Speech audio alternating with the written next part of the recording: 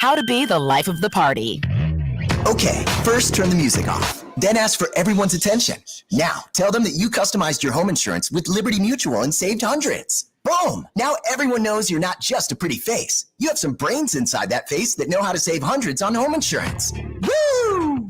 Only pay for what you need at libertymutual.com. Based on recent survey of new customers who switched and saved. Underwritten by Liberty Mutual Insurance Company and affiliates. Excludes Massachusetts. Liberty, liberty, liberty, liberty. Kevin Moret from Mentality Men's Health. Guys, over 23,000 clients have sought treatment and Mentality for low T. Most of our new clients have tried online treatment and mail order medications. Your hormones balance your physiology and influence all areas of your mental and physical performance. There are subtle but critical aspects of treatment that will be missed if you work with a provider that does not see you. It's just too risky to go it alone. Come partner with us today, and we can make this year the best you've ever looked, felt, and performed. Schedule in Omaha at lowtusa.com. That's lowtusa.com. Hi, I'm Mike Ham with NFL Network Now on the Westwood One Radio Network. The Tennessee Titans have hired Bengals offensive coordinator Brian Callahan as their head coach. The 39-year-old has been the Cincinnati offensive coordinator since the 2019 season. Meanwhile, the Eagles finished their season losing 6 of their final 7 games, but Nick Sirianni's job appears to be secure. NFL Network insider Mike Garafolo reporting that Sirianni, along with general manager Howard Roseman, will meet with the media on Wednesday. The Eagles, though, they did make one change, firing defensive coordinator Sean Desai after just 1 season. Elsewhere, the Bears are hiring Shane Waldron as their new offensive coordinator, according to NFL Network insider Tom Pelissero. And the 49ers, their head coach Kyle Shanahan said on Monday that wide receiver Deebo Samuel's shoulder is not broken, but his status for Sunday's NFC Championship game is still uncertain. This has been NFL Network Now on the Westwood One Radio Network. Jackson Hewitt has a plan to get your tax refund fast with a buck here, buck there, here, buck there, buck everywhere, buck. You don't have to wait weeks for your tax refund. Get money sooner with a no-fee refund advance loan at Jackson Hewitt. On this loan, there's a money today guarantee. E-I-E-I-O. Don't settle for chicken feed. Get fast bucks at Jackson Hewitt today. No-fee refund advance loans by Republic Bank offered to eligible clients. Money today guarantee if approved for a loan on a prepaid card. Details at jacksonhewitt.com. Are you the parent of a 2 to 7-year-old? Listen closely for an exciting free radio offer. By now, you've probably heard of ABC Mouse, the Parents' Choice Award-winning online learning program that's actually changing the lives of early learners everywhere. ABC Mouse is like a little one-on-one teacher. It has helped her so much. Right now, we're offering a special radio promo to try it free for a month, but you have to go to abcmouse.com/radio to claim your free month. That's abcmouse.com/radio. Sponsored by Age of Learning. Tickets for less. Best seats, best prices, no service fees. Shop ticketsforless.com. KOZN Bellevue, Omaha, Council Bluffs. This is 1620 The Zone. A crossover is crossover dribble. Sing for the crossover. Kyrie Irving, crossover in the lane. One of the most famous crossovers of all time. Behind the back, an ankle breaker on Chris Paul. Crossover. Double crossover. The crossover continues to evolve. Crossover is powered by Everlittle Concrete Repair in Omaha at everlittleconcrete.com. Yes, it is. Everlevel. What is Andrew Jones trending at right now? You had the Hall of Fame tracker. On the tracker, which is currently accounted for 54% of the ballots, Andrew Jones is at 70%. Oh. Usually the ones that they don't account for will vote for less people because the cowards hide the fact that they only vote for one person. So Andrew Jones probably a no-go this year. It's going to be very close for Billy Wagner. Who Dan Shaughnessy put in? Does Dan Shaughnessy make his ballot public? I sort of doubt it. He seems like a guy who makes statements with his ballot. Yeah, he does. What if you were only on the ballot one time? You're the Hall of Famer, you're not. I believe Darren Erstad was on the ballot one time. Yeah, and then he fell off. You fall off when you only get one vote. Dan Shaughnessy's ballot is on here, by the way. Oh, wow. He voted for 2 people this year. Joe Mauer and Adrian Beltre. Both will go in. Okay. Yes. Or today. I retract my Dan Shaughnessy. Now, some of the voters, so there's a guy from St. Louis that I saw had a vote, and I'm like, you have a website. Yeah, I know. How do you have a vote? There's so many. 10 years as a baseball writer, right? Yeah. How many people? Almost 400 ballots are out there. 400. You don't know 400 baseball writers. There's not 400 baseball writers that are noteworthy, but they get votes, baby.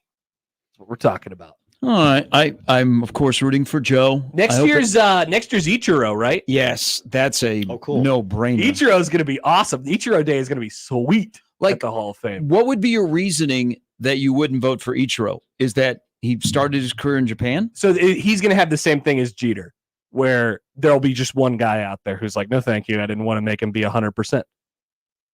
That's what happened with Jeter, right? I mean, I watched Ichiro in batting practice say that he would hit a ball off the foul pole, and he did. And he did. Yeah. That was always the fun story with Ichiro. Like if he wanted to hit 500 career home runs, he could have.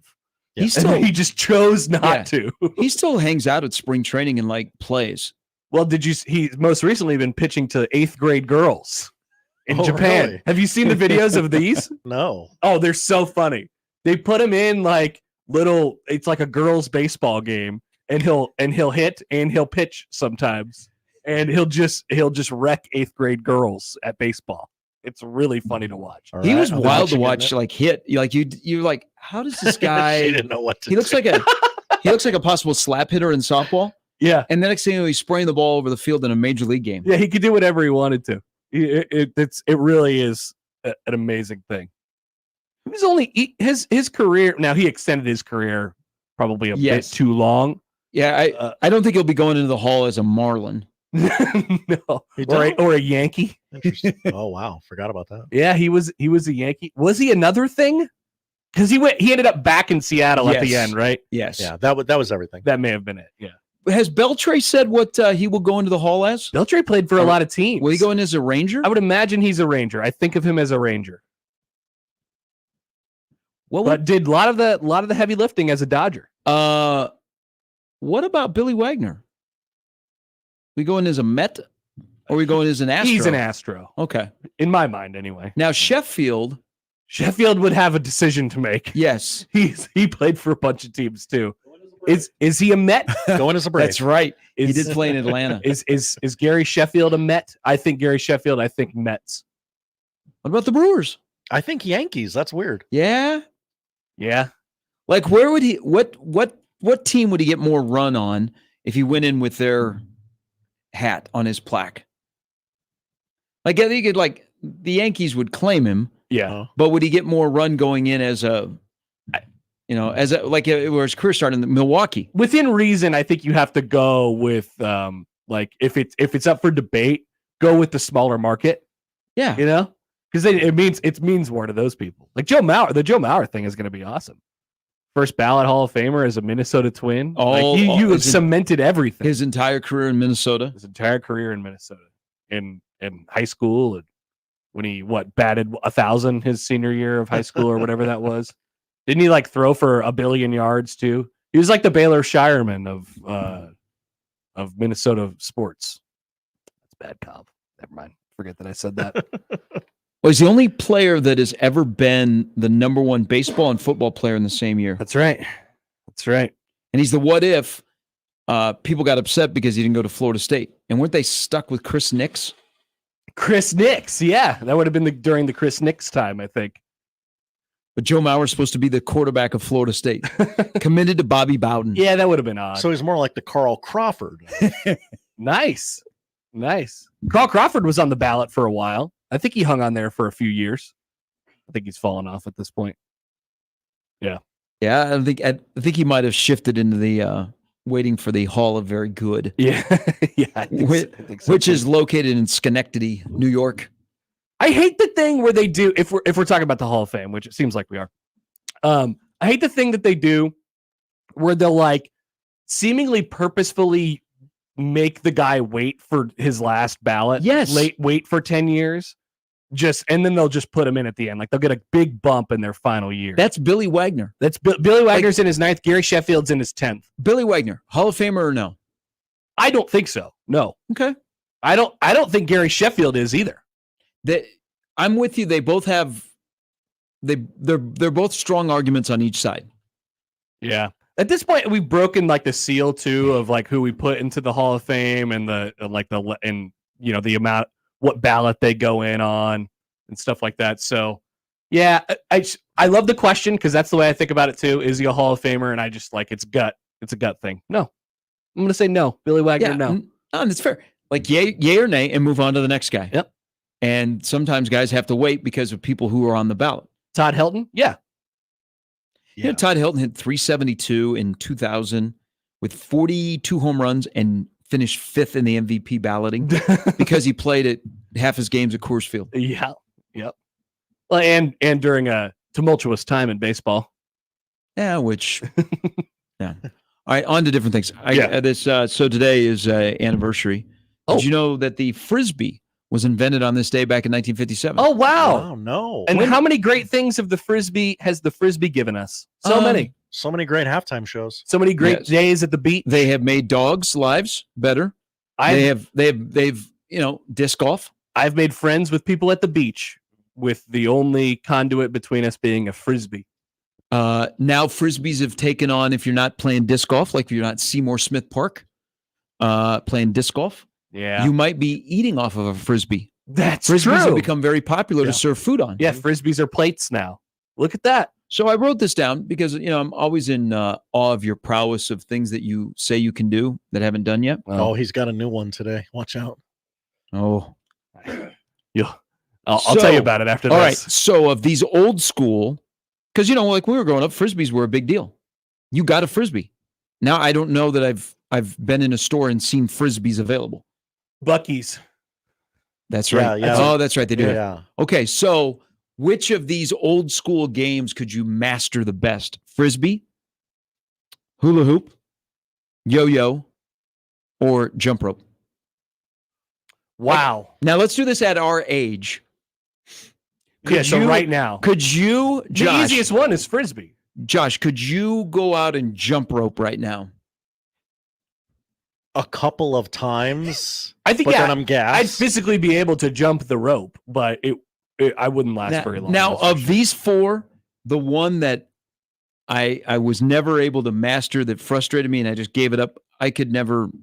Yo-yo was foreign to me. Yeah. Say yo-yo and hula hoop. I could never get there. Always looked so easy, and you go out there and you try it, and it's really difficult. Yeah. And the kids would do it in like the talent show, and even then I was like, I'm not really impressed by this. This isn't that good of a talent. Who among us can't hula hoop? And then they throw the hula hoop around me, and I can't do it. Same thing with yo-yo. I tried. I think the best I could do is I got it to, but they were walking the dog and they were spinning it around and stuff like that. I'm like, geez. We had a guy come to our school, like a pep rally when I was in grade school, and he was a yo-yo expert. He was like a champion, and he did walk the dog and all this stuff. Yeah. And I'm like, yeah. I wanted to learn how to walk the dog with the yo-yo. That is one thing I gave up on probably a little bit too early. So I think the obvious answer here is Frisbee. Now, what is being good? Like I could throw a good Frisbee, but are we talking about distance or just playing catch on the beach? Consistency? Yeah, I mean that's the easiest one, and that's my pick. It's a flick of the wrist. You don't have to do the big arm motion, play the wind a little bit. Just I think jumping rope would be mine. Really? Yeah. I think I was really, really good at jumping rope. Like I could do the crisscross applesauce. Really? I was good because I watched videos of people that were like good jump ropers, like halftime shows. Video about Tom Amansky came to my house, videos, and he said, "This is what we're going to do, Sharpie." I was never impressed by the people who would jump rope, but then they had the two people that were holding the rope on the others. All you're doing is just jumping a little bit.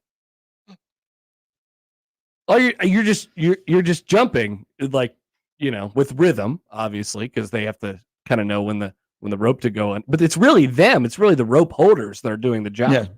And they're going back and forth. Do kids jump rope these days? I don't think so. Like jumping rope now is like for athletic. You see it in weight rooms and stuff. I don't think so. Somebody should do that on TikTok. I just think of boxers now. Yeah, they're the only ones jumping. Like rope. I don't drive through neighborhoods and see kids out jumping rope. Do you think we'd be amazed, like if we went to like an elementary school and just kind of was there for a day, fly in the wall for a day? what do you think we would experience? Like in gym class? No, just I hope like they play scooter hockey. It's like day in life. Like you just follow one kid around for a day and you just see what he's up to, who he's talking to, the things he's talking about, and then the things that they do in class or in gym class or eat at lunch. I think we would be amazed at how much further along kids are today than we were. Yeah. Like things they talk about and how they react to things. Way more adult. Kids are adult now. That's for yes. sure. They know so many things about the world, things that I was just sheltered from as a child. Growing up in the Amish community. Exactly. Outside of Omaha. Yeah. So my new thing today is, I don't even know how this started, Josh. How did this come up? Great question. I have no idea. I don't Okay. have an answer for you. So, somebody said, do you think you could squeeze an apple and it would break up just by you squeezing it? What I said was, I don't think that I'd be able to like squeeze through. I don't think I'd be able to like crush the thing into an atom, just with my bare hand. But I do think that I could get it to the point where it would break up mildly with my hand. I'd be probably using my fingernails. I'd be doing everything I could to get it apart. But I think I could do that. It's not a rock. It's an apple. Yeah. Okay. So how hard is the apple? It's a nice just ripe regular apple. apple you go to the grocery store and get. Yeah. Okay. I think you would be able to scrunch a little bit of it. Yeah, like it would not look the same after my hand. Do you think you could rip a phone book in half? No, I do not. Are you willing to try? No, because I have tried and I have failed. Did you have injury? No, I mean it's just really hard to do. It's really hard to do to go find a phone book nowadays. That's true. Yeah. You would struggle just as much with that piece of it. But no, I do not think that I could rip a phone. So are you going to do this? Is this going to be part of the video content where you're going to crush an apple? Okay. It sounds like we may be debuting a new video series of like things that I think I could do. I can't wait for that trip out to TAC Air when you take off in a plane. I think we're going to go simulator on that one if it becomes available to us at any point. Coward. So you're going to take the human element out of the cockpit? Yeah. Just like they did in the simulations in Sully. You're going to be told immediately to turn towards LaGuardia? Yeah, go back to Teterboro. That should be level 2 for Connor. You have to do the Sully. You got to reenact the Sully landing. And if I could get back to LaGuardia with no engines, then you guys would all shut the hell up forever. Can we just be serious here? That should be, if you could make it back to LaGuardia with no engines at that level. I don't think I could. Then I think you'd be okay. I think that's what Sully decided, that it was physically impossible to do it. They ran the simulations and the fake pilots got back in time, but they didn't account for the human error. So that's the scary thing about TikTok, is because that anniversary just happened. Yes.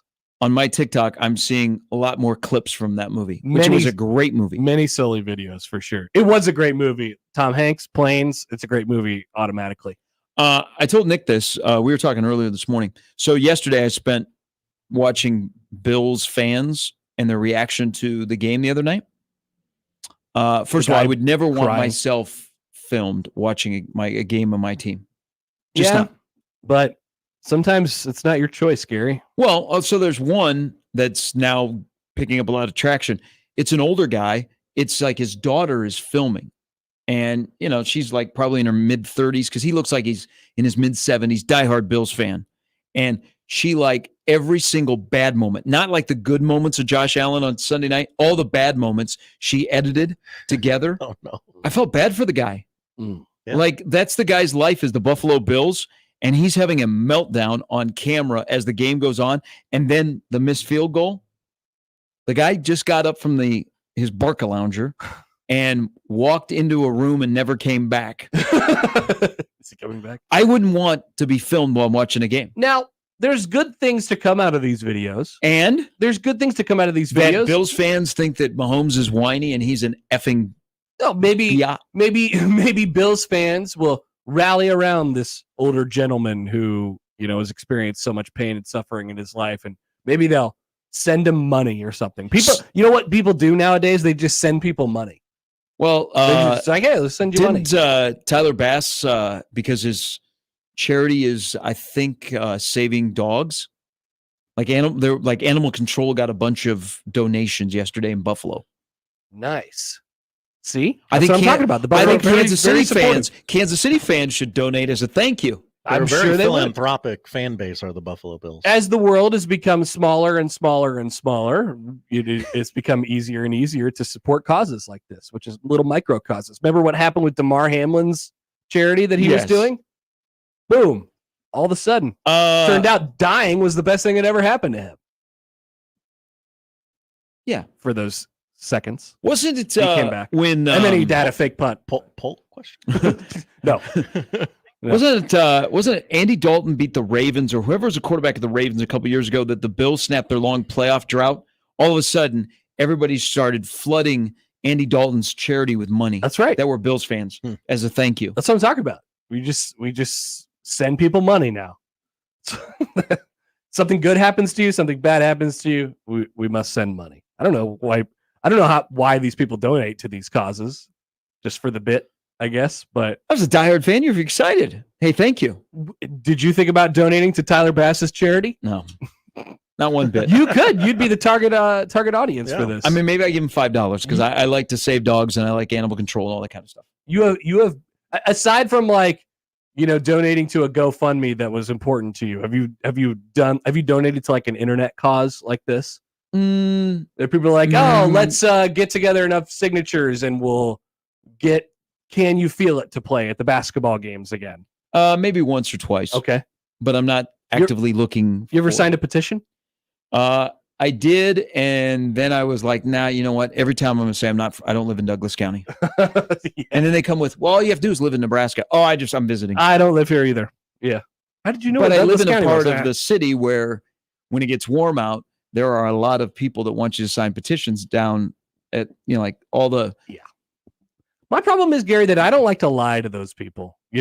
I that would be my last resource. If I really needed to get out, I'd just be like, no, I really can't because of this, and this. But I try the best I can. And it does admittedly get me into some sticky situations. I know sometimes. we've had this discussion about panhandlers. But I just try the best I can to say, no, I'm sorry. No, I don't want to. And I think that I think that's a good way to go about it.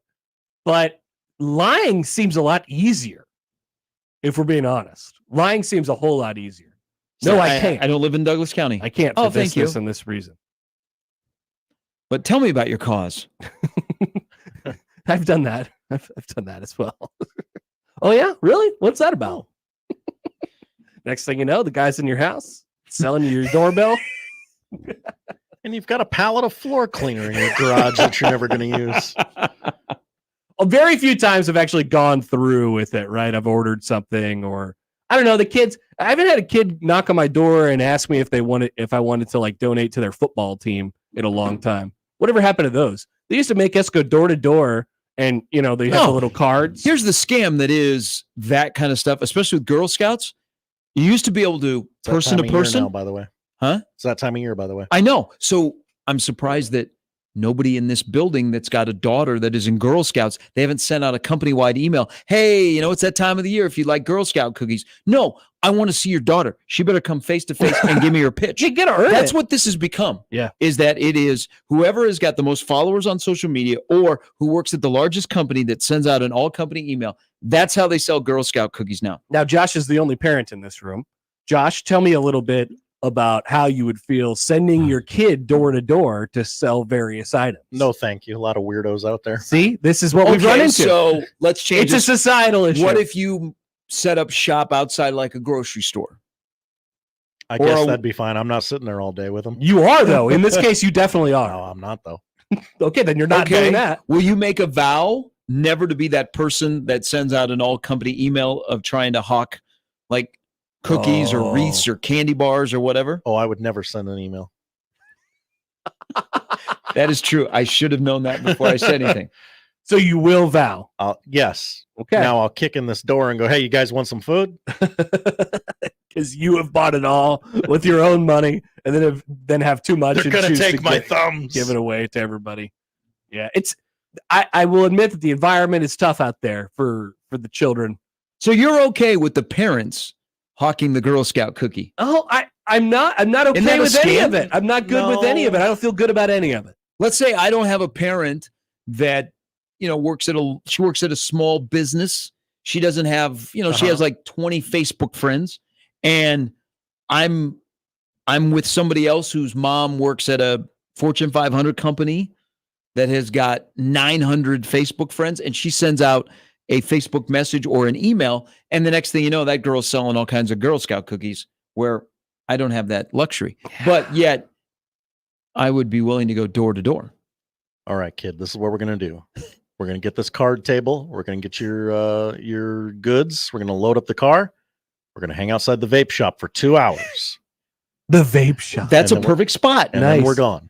Is there any, would you have any parental guilt doing that? Because I told you guys a story a couple summers ago where I was at the golf course and the kid was selling $25 bags of popcorn. I didn't know they cost $25 before I agreed to buy one, of course. But like the parent, the kid does the hawking. The kid grabs the person. They pull him off the golf cart. Hey, do you want to buy my little popcorn? It's really great, and it helps me survive. All these things. And I'm like, sure, kid. Whatever. I could use some popcorn on the golf course. Why not? And meanwhile, the parent's not doing anything. They're just supervising. They're standing there the whole time. I would feel horribly guilty if I'm standing there and the kid's out there jipping everybody off for their money. They're just jipping. That's what they're doing, Josh. They're jipping. That's on you. Hey, the fundraising parents are getting smarter. I noticed outside of the grocery store that I frequent, right after Christmas, they're asking for stuff. Would you like to? And it was like Cub Scouts. It might have been like tins of popcorn. I don't carry any cash. But I noticed that Dad has the little swipe thing on top of his iPhone. Oh, yeah. Here we go. Wow. And I'm like, nice. Yeah. You got to pay a premium on that. There's like swipe, yeah. Yeah, there's like 3% that goes back to the stupid credit card, the swiper company.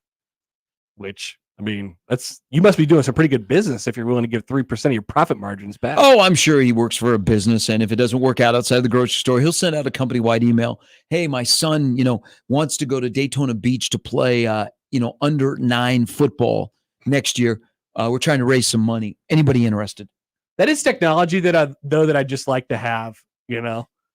Somebody, I buy somebody a drink at the bar or something like that, and they're like, "I'll Venmo you," and I'm like, "No, thank you." Here, and then I get out my credit card swiper, and then the card, and then it goes immediately to me. No, you don't have to go through the trouble of finding me on Venmo. I got it right here. Just swipe your card. That would be pretty baller. That'd be a pretty sick move. Yeah, the IOU doesn't work anymore. I got hit with that with someone that I lost a bet to, like just a simple like $10 bet. And I'm like, hey, I don't have any cash, but I'll get you. Yeah. And they're like, no, here's my Venmo. And I'm like, whoa. Yeah, no, that is the correct response by you. Because we're gentlemen. We're all gentlemen here. We're all good for it. You don't think I actually have $10 in my bank account? Of course I do. I'll get you at some other time. I'll buy you a beer down the road. We're just making a friendly bet here. $10 doesn't actually mean $10. It's guy math. You know how they're doing girl math now? Guy math. Uh-huh. What is girl math? Girl math is like when you have a gift card or you buy a gift card and maybe you try to give it to somebody and they're like, no, actually I don't want that gift card. So then you just have a gift card, even though you've spent all the money to get that gift card. You buy something with the gift card and pretend that thing is free with the gift card that you bought for yourself. So it's actually not free at all. That's girl math. Or so I've been told. That's how it works. I hope I explained that correctly. Write your letters to Connor Happer, 5011. So that's what they're calling it, Josh. I'm not coining the term. It's girl math. I've never had anybody that's turned down a gift card. Yeah, I don't know. I just made up that scenario. It could be a variety of different things. I got a gift card over the holidays to a restaurant which I will never ever set foot in. And you're not giving it back. You're keeping it forever. It's in your stack in your junk drawer at home. Yeah, and it'll be regifted. Just like my Cheesecake Factory gift cards. I still have them. Still got them. Got a lot of them. I'm Cheesecake Factory rich.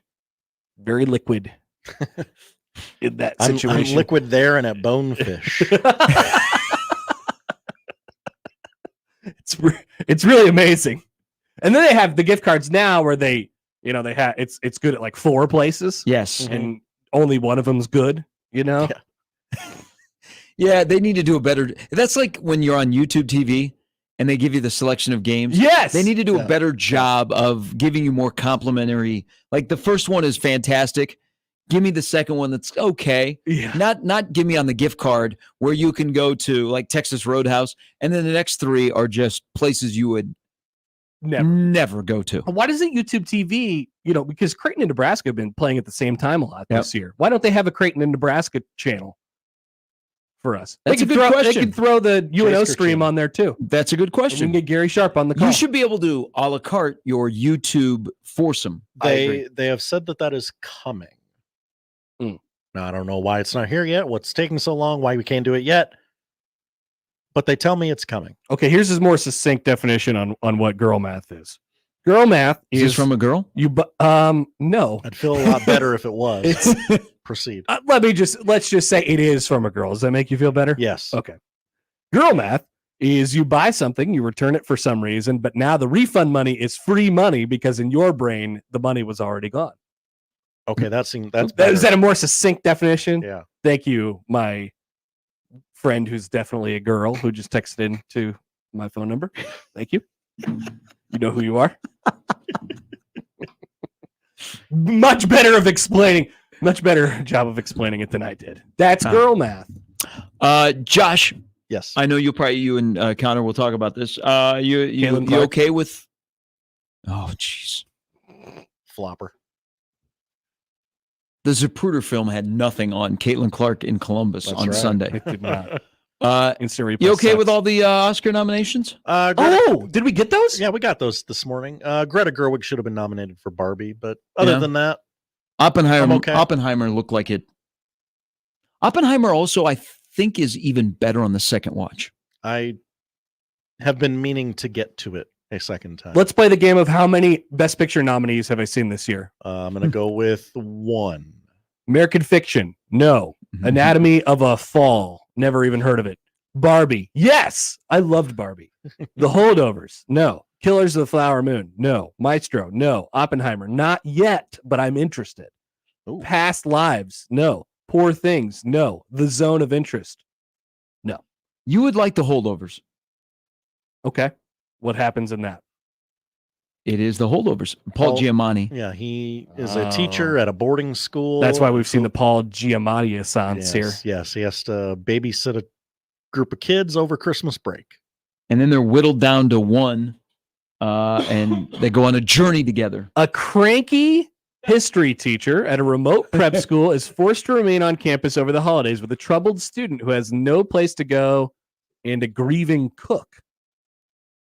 Yes. Interesting. Who she is up for, I think, Best Supporting Actress. Where is this movie set? It is in New England. It looks cold. Yeah. It's a boarding school. It's either New England or Vermont. Does Paul Giamatti have an accent in the movie? He does not. Okay. But he smells like fish. That's what his students say to him. Okay. Best actor, Bradley Cooper, Coleman Domingo, Paul Giamatti, Cillian Murphy, Jeffrey Wright. Haven't seen any of those movies. I think the only movie that the only movie that I actually saw overall last year was Barbie, and I watched it over Christmas break. Also, I went to the one in the theaters. Will this count for this year? The one with the wrestlers? I think it'll be up for next year. Is that a next year deal? What's that? Iron Claw next year? No, it would have been. Really? It didn't get nommed for anything, Josh? Didn't get anything. Was I right? Was Happer right about movie? I wanted it to be just a hair better. But guys, I think Zac Efron can act. I think he has it in his bag. Yeah, he was good in that movie. But people are like, "Oh, this movie." So they got was penalized. So good. They got penalized for coming out too late. No, I don't think they so. got penalized for having a really bad Ric Flair. Well, true. They got penalized for having a fine movie. Not great. Fine. It's very clearly Oscar bait. We're trying to cash in on everybody loving Jeremy Allen White, the guy from The Bear, and he was only in it for 10 seconds before his leg got chopped off. Spoiler alerts. Spoiler alert. Well, just don't spoil how he left the show, and you'll be fine. Yeah. Well, many people. I don't know that Many it was people have well that known that same he was fate. in the movie. Well, maybe they should have done that. Maybe they should have capitalized more. Well, before it came out was his photo shoot where he was shirtless. He was shirtless. He was wearing those Calvin Klein underwear. Everybody seemed to really like that. And I think I heard an interview with him last week. They are starting to shoot the next season of The Bear next month. Hell yeah. Yeah. What a show. Let's go. Cousin. It's that and the College World Series is what I wait for every June.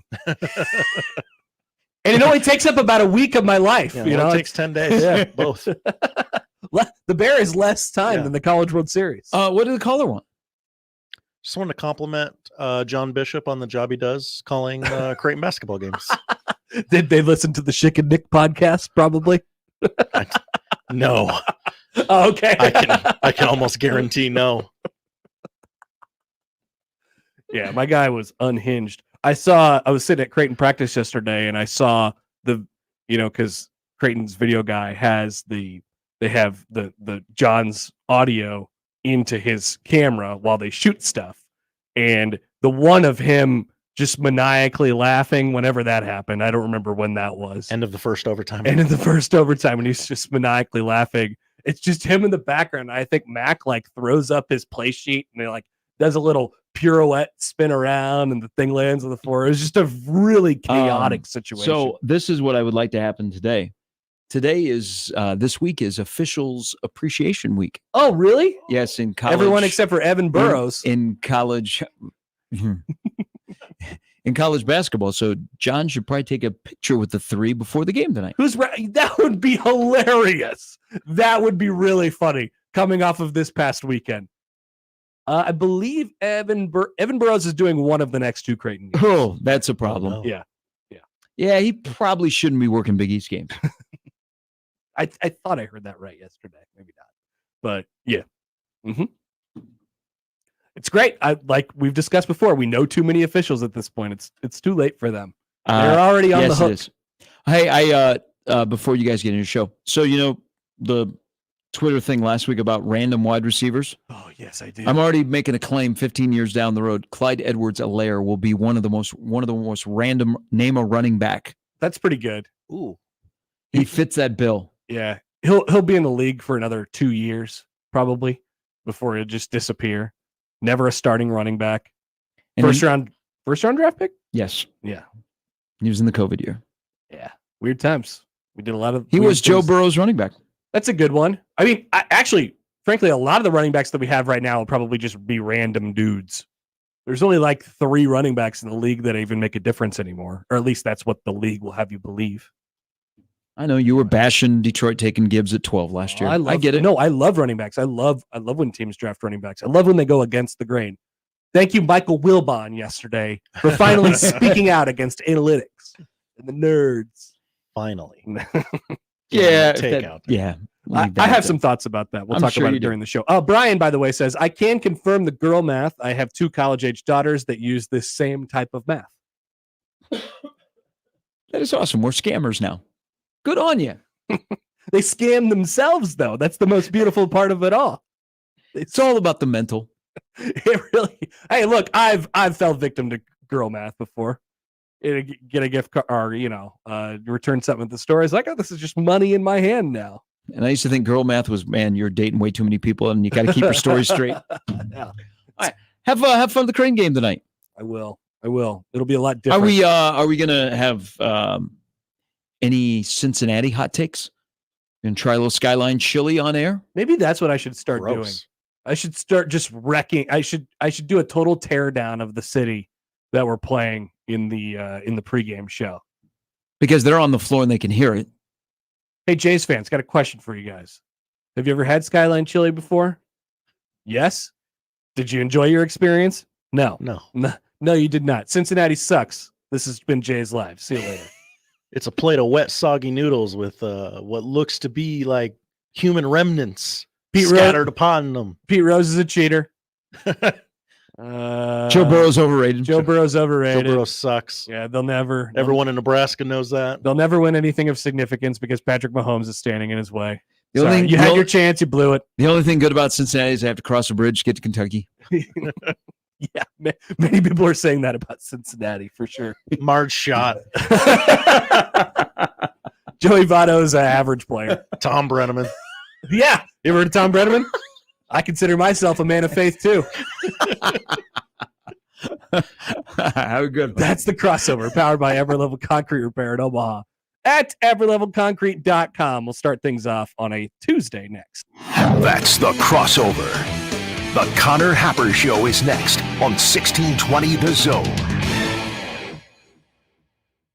Previously on Unsportsmanlike Conduct. Do you think the top part of a mermaid also tastes like fish, or would it actually be red meat? I think it kind of blends toward the waist, like in the middle you get like a nice cut of both. Wouldn't the top half of the mermaid be white meat? No, are people white meat? No, we're red meat, John. The breasts! breasts! Oh, those. Unsportsmanlike Conduct with John Bishop and Josh Peterson. Weekdays 2 to 6 on 1620 The Zone. Your Omaha area forecast from the Godfather's Pizza Weather Center and KETV News Watch 7 on 1620 The Zone. A light wintry mix possible Tuesday morning. Watch out for slick spots during the AM drive. Otherwise, expect areas of fog throughout the day. Cloudy with highs in the low to mid 30s. I'm meteorologist Sean Everson from KETV News Watch 7. Hi, this is Doug Nodgard with Equitable Bank. Great service never goes out of style. When the digital age dawned, many said computers would be able to handle many of the interactions that used to take a person. Boy, were they wrong. How many times have you called your bank and gotten a recording to press 1 or 2? Not at Equitable. Not only does Equitable answer your call in the first ring, it's answered by a human being. That's because Equitable Bank values its customers.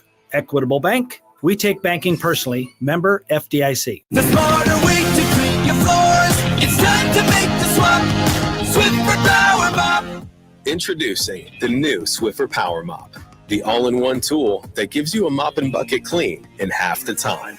The solution's built right in, so no heavy bucket, and the pad has hundreds of scrubbing strips to get deep into grout. Don't mop harder, mop smarter. Swiffer Power Mop. Swiffer Power Mop. Save now during the Start Something New sales event happening now at Woodhouse Chrysler Dodge Jeep Ram. Get up to $13,000 off MSRP on the 2024 Ram 1500 Bighorn and Laramie, or choose 3.9% APR for 72 months.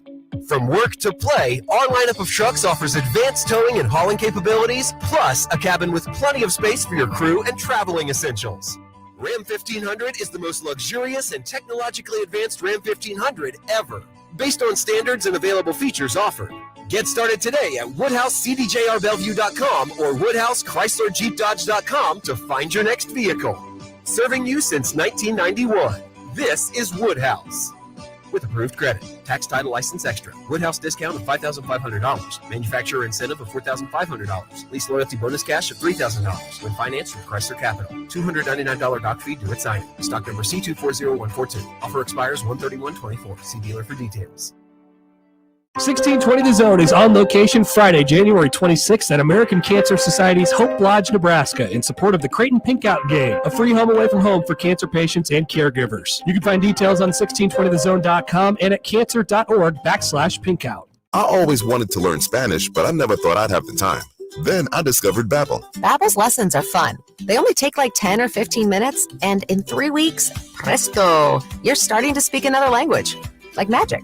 I love that Babbel's lessons aren't just robots talking. They're voiced by native speakers, so you get the pronunciation just right. And they're designed by real language teachers, so you learn how to have real-world conversations, things you'll actually use. It's incredible. After using Babbel, I'm ready to start having real conversations in French. There's all kinds of ways to learn. Use Babbel's podcasts or games or videos. You can even join live classes with a language teacher. If you want to learn a language, there's no faster, easier, better way than Babbel. Babbel. Babbel. Babbel. Évidemment. Babbel. Language for life. Celebrating 10 million subscriptions sold. Go to Babbel.com and start learning a new language today. That's Babbel.com. Start learning a language today at Babbel.com. It's the Connor Happer Show. Are we sure we want to do this? Could you make an announcement that we're ready? It's the Connor Happer Show on 1620 The Zone.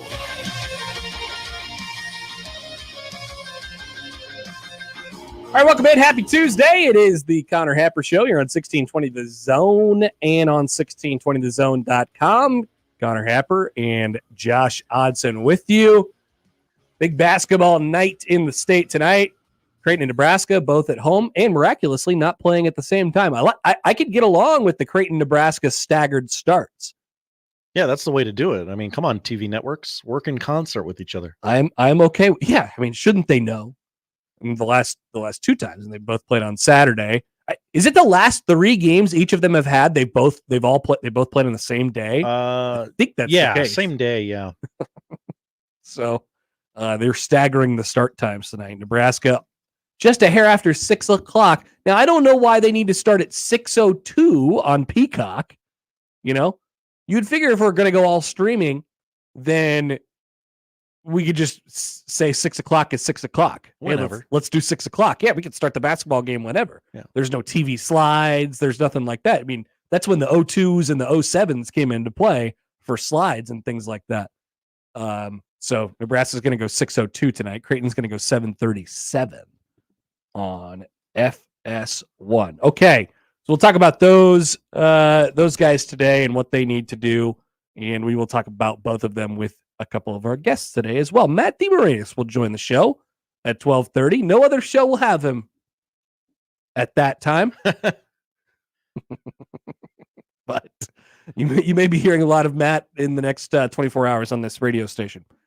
Jacob Bigelow will join us to talk about Nebraska at 1, and Allan Bell coming up to talk about the NFL in just a little bit, about 45 minutes at 11:30. That's the lineup, powered by the Rooferees at John Higgins Weather Guard. We'd love it if you guys got in touch with the show, 402-951-1620.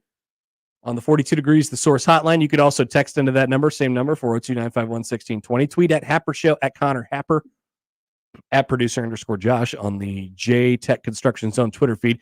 Email Connor or Josh O at 1620thezone.com on the Equitable Bank inbox. We say good morning to our YouTube audience this morning. Josh is leaving a note for you all, and he's saying, load up on windshield wiper fluid. Oh, is it flying off the shelves? Oh, no. I mean, just if you're out on the roads today, you're going to get a lot of that road spray because of the melting. Just be prepared. Yeah, the last thing you want to do is be in the middle of a road trip, or a drive to Lincoln or a drive back from Lincoln or something like that, and your windshield wiper fluid is gone. Yeah. Then you're screwed. Can't see. You have to wait for that hazard. You have to wait for a big splash to come up, or you got to stop at the mini gas stations along I-80. Maybe the Shell at exit 420. That's what Connor recommends. It's new. It's nice. It's off. It's off to the south side of the road. Okay. It is. I mean, it's spacious. There's many pumps. It's nice inside. Well lit. Well, very well lit. Okay. You know the Shells. Okay. They're very, very well lit. Yeah. So I need a well lit gas station. Can't be too careful these days. You're right about that, Josh. I'm sure they have much washer fluid for you as well. Elsewhere, so Creighton and Nebraska tonight. The Hall of Fame announcement at 3:00 today. I fancy myself as a bit of a baseball guy, so we might nerd out on that for a couple minutes. We'll ask if Josh Allen will ever do anything with his life today. We'll ask that question of our guest, Allan Bell, coming up in just a little bit. Is Jim Harbaugh going to jump? Is today the day? Is tomorrow the day? Is it coming at all? And does anybody want Bill Belichick? It kind of seems like no, Josh. There was really only one team, and they seem to be talking to other people. Kind of surprising. Well, I said it right at the beginning, and we'll talk about this later, but I said it right at the beginning. Because you know what you're getting when you get Bill Belichick. Yes, he's a Hall of Fame coach. He's one of the greatest of all time. Obviously, he would have no problem putting a winning team together, but he is the age that he is, and what you would be doing, assumingly, I guess, there's only reports on this, whether it's to the contrary or that follow it, that you have to sort of hand him the reins. Here you go, Bill. Total control on everything. So if you're a team like the Falcons, who is, some might view, a quarterback away with a nice young core there in a winnable division, Is it time to pull the ripcord and just say, yes, Bill Belichick, take everything that we've built and do whatever you please with it? I could see the argument against it. In fact, I would subscribe to the argument against it. Most people don't hire coaches as a rental. More of a, like, hey, who's our guy for the next 10, 20 years? I think I'm trying to figure out, maybe we'll discuss this a little bit later, but like I'm trying to figure out what the right situation would be for him. Maybe it's a team that's closer to the back end of their quote unquote run than they are to the front end of their run. The Bills. Because unfortunately, Mr. 9/11 isn't going anywhere. It doesn't look like. They held. I don't know about unfortunately. They held an end of season press conference today. Okay, so he's back. You would think the Eagles, but it seems like they're going to let Nick Sirianni fire his coordinator. They're just going to fire everybody else. Yeah. Yep. Michael Wilbon has unfortunately opened his mouth again. We will discuss Iowa basketball's struggle with apathy. Scott Docterman wrote an interesting piece on the Athletic yesterday. They're not happy with him. They're not. And they've won a lot of games, but they've also not won a lot of NCAA tournament games. Iowa's been to the Sweet 16 how many times in Fran McCaffrey's time as the Iowa Hawkeyes head coach? Oh, I have no idea. Oh, okay. That's why nothing comes to mind. Okay. Goose eggs, baby. Seto. None. Nada. Zilch. 0 times. They've won 5 NCAA tournament games, 5 separate advances to the round of 32, and never into the Sweet 16. And the apathy is coming on strong in Iowa City. Fran McCaffrey has been there for 14 years. And Josh, why don't we just start here and get this off? It's the year of transparency. Didn't we decide that that's what this was? I believe we called it accountability. Accountability, transparency, accountability. I think they sort of all go together. And so Josh is a very good producer. And he's a fine producer of this show, and we love having him. Thank you. And because he is thinking ahead at all times. What can we do? Where are some angles that we could hit that maybe some others aren't? And where Josh really gets in his bag is around the Super Bowl. And we'll call people from all walks of life, people who played in the Super Bowl, people who have broadcast the Super Bowl, people who have just liked football, and people. And the thing about the Super Bowl is everybody has a take about the Super Bowl. Yes. Everybody can have a take about the Super Bowl. If we wanted to have Ryan Reynolds on to talk about the Super Bowl, that would be pretty funny. And so Josh's. Do you think we could get Ryan Reynolds? I don't. Oh, okay. I don't, but I think it'd be really funny if we did. I would just ask him a lot of welcome to Wrexham questions and Blake Lively questions. Yes. Hello. How's that working out for you? Is it still good? Okay. So Josh takes a look at the upcoming list of people who are coming into town, who might be stopping by soon, and he comes across Frank Caliendo. Remember Frank Caliendo? Boom. Yeah. The guy who does the impressions of people. Impressions, Fox NFL Sunday Morning for years and years and years until John Gruden ruined it for him. the original like sports impression guy. Yeah. I think, right? He's been in the sphere for a long time. And so Josh reached out. Why not? Let's take a shot in the dark. And usually what happens when you reach out to people, you get a response from their people. Yeah. And Josh, I'll turn it over to you now. What you found was that you did not get a response from Frank Caliendo's people. I did not. I filled out a form on Frank Caliendo's website to do a radio interview, and I thought, oh, for sure, this is going to a management person. I get an email from Frank Caliendo. The Frank at frankcaliendo.com, probably. Something like that. Okay. Hey, it's Frank. Yes, I'll come on. We'll figure out when.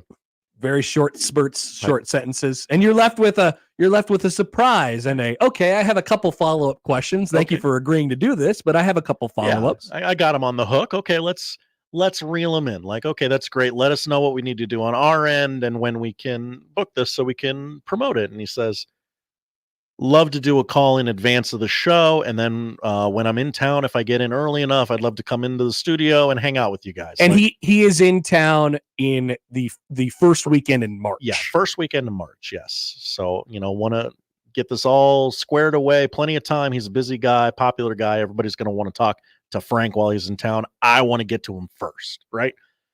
So I want to nail him down. And he says, he says he's going to come hang out with us, do a phone call. I said, oh, that's great. Hey, we're wide open on time. So just kind of tell us whenever. We'll work around. Yeah, we'll move whoever we got to move to have Frank Caliendo on the show, right? So I get an email yesterday afternoon that says... From Frank Caliendo. Yes, from Frank Caliendo. Hey, I'm thinking the week leading up to the Super Bowl. Not sure of the day yet, but that always seems like a good time to do these types of calls. Couldn't agree more. Great idea, Frank Caliendo. Yeah, great idea. You know what works in this and what doesn't. Now right? Frank Caliendo is producing the show. Yeah, love that. Love that for us. And so he's just, it sounds like he's going to basically be the co-host for whatever day he decides to come on the show. Great. Like, I want Frank Caliendo on the show. I think the audience would like that. Like, I think it would work. So yeah. Just kind of let him do whatever he wants. Also, you guys got any ins with Creighton basketball? I'm thinking of going to the Marquette game when I'm in town.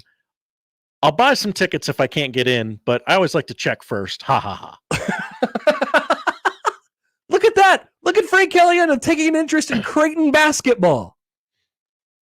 And we got to get him out there in a Creighton shirt, and we'll get him on camera and everything too. And Josh, of course, very proudly responded, you know what? I think we do have it in. I think we have it in. I think we know some people. I think we can make that happen for you. Let's get you into the building. You just so happen to be talking to the people who broadcast Creighton basketball. So usually there's some perks that come with that, as there are some perks for you all. No, I'd like to From see time him to time do as well. like a Bill Rafferty impression. I didn't know that he was, that into. Maybe he's a bigger sports fan than me, Josh. Well, because this is what I would do if I was Frank Caliendo and I was also like my brain at the same time. I would go around to the various towns and I would try to get tickets to whatever sporting event I possibly could. Sure, absolutely. I'll be Why a not? Creighton basketball fan for a day. Yeah. Why not? Jason asked a question on Twitter just now. Hi, Jason. And it's a good thought. Maybe you could ask Frank Caliendo in your many correspondences and your budding friendship, Frank Caliendo on Jay's Live. Oh, yeah. I mean, why not? You talk Your to friends, you have a rapport. Just Yeah. ask. You talk to many luminaries that are in attendance. Many. Val Ackerman, yes, famously of Jay's Live. Basketball players who are both tall and medium tall. Yes. Okay. Maybe there's some more guests coming up soon. Who knows? Maybe Frank Caliendo will come in town and hang out with me on Jay's Live. Maybe we'll just hand it to him. Maybe he'll do an impression of me. Oh. And do Jay's Live. Now we're asking a little bit too much. Frank Caliendo 5'7". I just thought that we needed to say this out loud because I really am amused by your budding relationship with Frank Caliendo. Every day, Josh has an update for me. Hey, just got an email from Frank Caliendo again. What do you think about this? I'm like, dude, you just do whatever you want. I love this. I'm going to watch from afar. He seems into it. I'm in the corner of the room. I'm just watching Josh and Frank Caliendo kind of fall in love with each other. I mean, let's go, Frank. Come on. What a get for 1620 The Zone and the Connor Happer Show.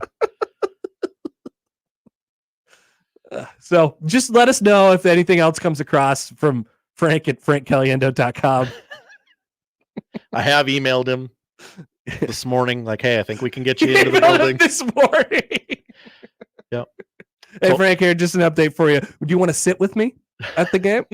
You should go with him. Do you want to hold my child? You should go with him.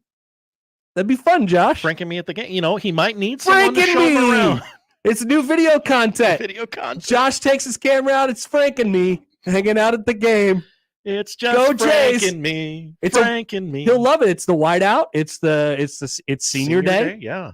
Shaka Smart defending the Jays, literally and figuratively. Great. Joel writes in on Twitter. Hi, Joel. We definitely need a John Bishop impersonation from Frank Caliendo.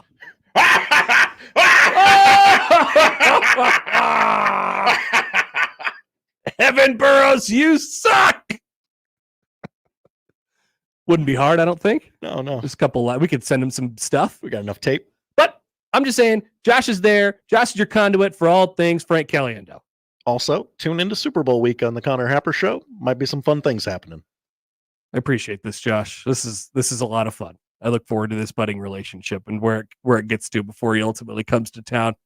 I assume you guys will be slamming beers the weekend of March 2nd. That'd be great. Slamming beers with Frank Caliendo. Imagine the impressions he gets into then. Yeah. Could be real. He Probably can try some stuff out on you. Probably does the John Gruden stuff he can't do anymore. All right. So there you go. We're off and running on a Tuesday. We'll come back. Did Michael Wilbon? Oh, Josh laughed before I even said it. Just the name makes me laugh at this point. How do you think I'm going to finish the sentence? Did Michael Wilbon have a point? Connor. Now, you guys know me, right? You know that I'm an old ass B word. And I tend to go against the analytics crowd a little bit. Was Michael Wilbon's reasoning for railing against the analytics nerds sound? Am I ready for my second hot take in as many days? Going against the grain in society. Caitlin Clark did not flop. She did. Find out next on 1620 The Zone. Big names, big games. We've got them all. 1620 The Zone. Quick, the quicker picker-upper. Bounty picks up spills quicker, and each sheet is 2 times more absorbent, so you can use less than the leading ordinary brand. So you can get back to your night. Bounty, the quicker picker-upper. Jackson Hewitt has a plan to get your tax refund fast with a buck here, a buck there. Here a buck, there a buck, everywhere a buck. You don't have to wait weeks for your tax refund. Get money sooner with a no-fee refund advance loan at Jackson Hewitt. On this loan, there's a money today guarantee. E-I-E-I-Do. Don't settle for chicken feed. Get fast bucks at Jackson Hewitt today. No-fee refund advance loans by Republic Bank offered to eligible clients. Money today guarantee if approved for a loan on a prepaid card. Details at jacksonhewitt.com. I always wanted to learn Spanish, but I never thought I'd have the time. Then I discovered Babbel. Babbel's lessons are fun. They only take like 10 or 15 minutes, and in 3 weeks, presto, you're starting to speak another language. Like magic.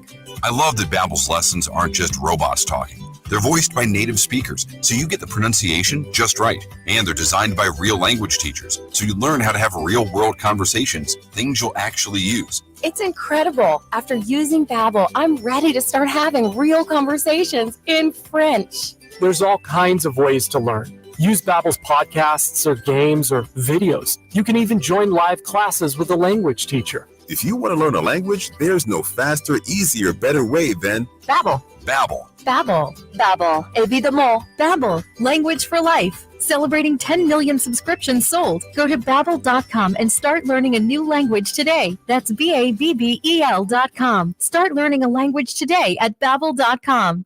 Adopt US Kids presents What to Expect When You're Expecting. A teenager. Learning the lingo. Today I'm going to help parents translate teen slang. Now, when a teen says something is on fleek, it's exactly like saying, that's rad. It simply means that something is awesome or cool. Another one is totes. It's exactly like saying, totally, just shorter. As in, I totes love going to the mall with Becca. Another word you might hear is jelly. Jelly is a shorter, better way to say jealous. As in, Chloe, I am like so jelly of your unicorn phone case. You don't have to speak teen to be a perfect parent. Thousands of teens in foster care will think you're, rad just the same. To learn more, visit adoptuskids.org. A public service announcement brought to you by the U.S. Department of Health and Human Services, Adopt U.S. Kids, and the Ad Council. The backseat. Check the backseat. All right, come here. Check the backseat. Gets in your head, right? Good. Because every year, dozens of children are forgotten in the backseat of a car by a parent or caregiver. All never thought it could happen to them. But with changes in routines, distractions, or a sleeping child, it can happen to anyone. Parked cars get hot, fast, and can be deadly. So get it in your head. Check the backseat. A message from NHTSA and the Ad Council. Hey fans, looking for the best seats without the hidden fees? Then you need to check out Tickets for Less. Whether it's Creighton games, Husker matchups, or big-time concerts and events, they've got you covered, all with no service fees. Now, you ready to score a deal? Use the code THEZONE at ticketsforless.com and save on your next event. You prefer to go mobile? Grab the free Tickets for Less app and shop with ease. Every seat holds a story, so find yours and save when you use the promo code THEZONE at ticketsforless.com and the Tickets for Less app today. Tickets for less. Best seats, best prices, no service fees. Shop ticketsforless.com. KOZN Bellevue, Omaha, Council Bluffs. This is 1620 The Zone. Let's get back to the Connor Happer Show on 1620 The Zone. Hey, speaking of comedians, Nate Bargatze is added a second show at the Chai. What? On June 29th. Yeah, he's everywhere, including Omaha twice. Two shows at the Chai. That's hard. Tickets are on sale this Friday through Ticketmaster. But if you listen to the morning show, Sharp and Haley, this week, they will have many chances to win multiple tickets to the show on June 29th. Whoa. That's great news. Just think, your summer self will be so happy in your winter self if you just listen to Sharp and Hanley this week. You can give your summer self the gift of a lifetime if you just listen to the morning show this week. Or you head to our website at 1620thezone.com where there is more information and a bonus chance to win Nate Bargatze tickets. That guy just hosted Saturday Night Live. You could be in the same room as him. Think about how happy you'll make your summer self if you do that. Wow.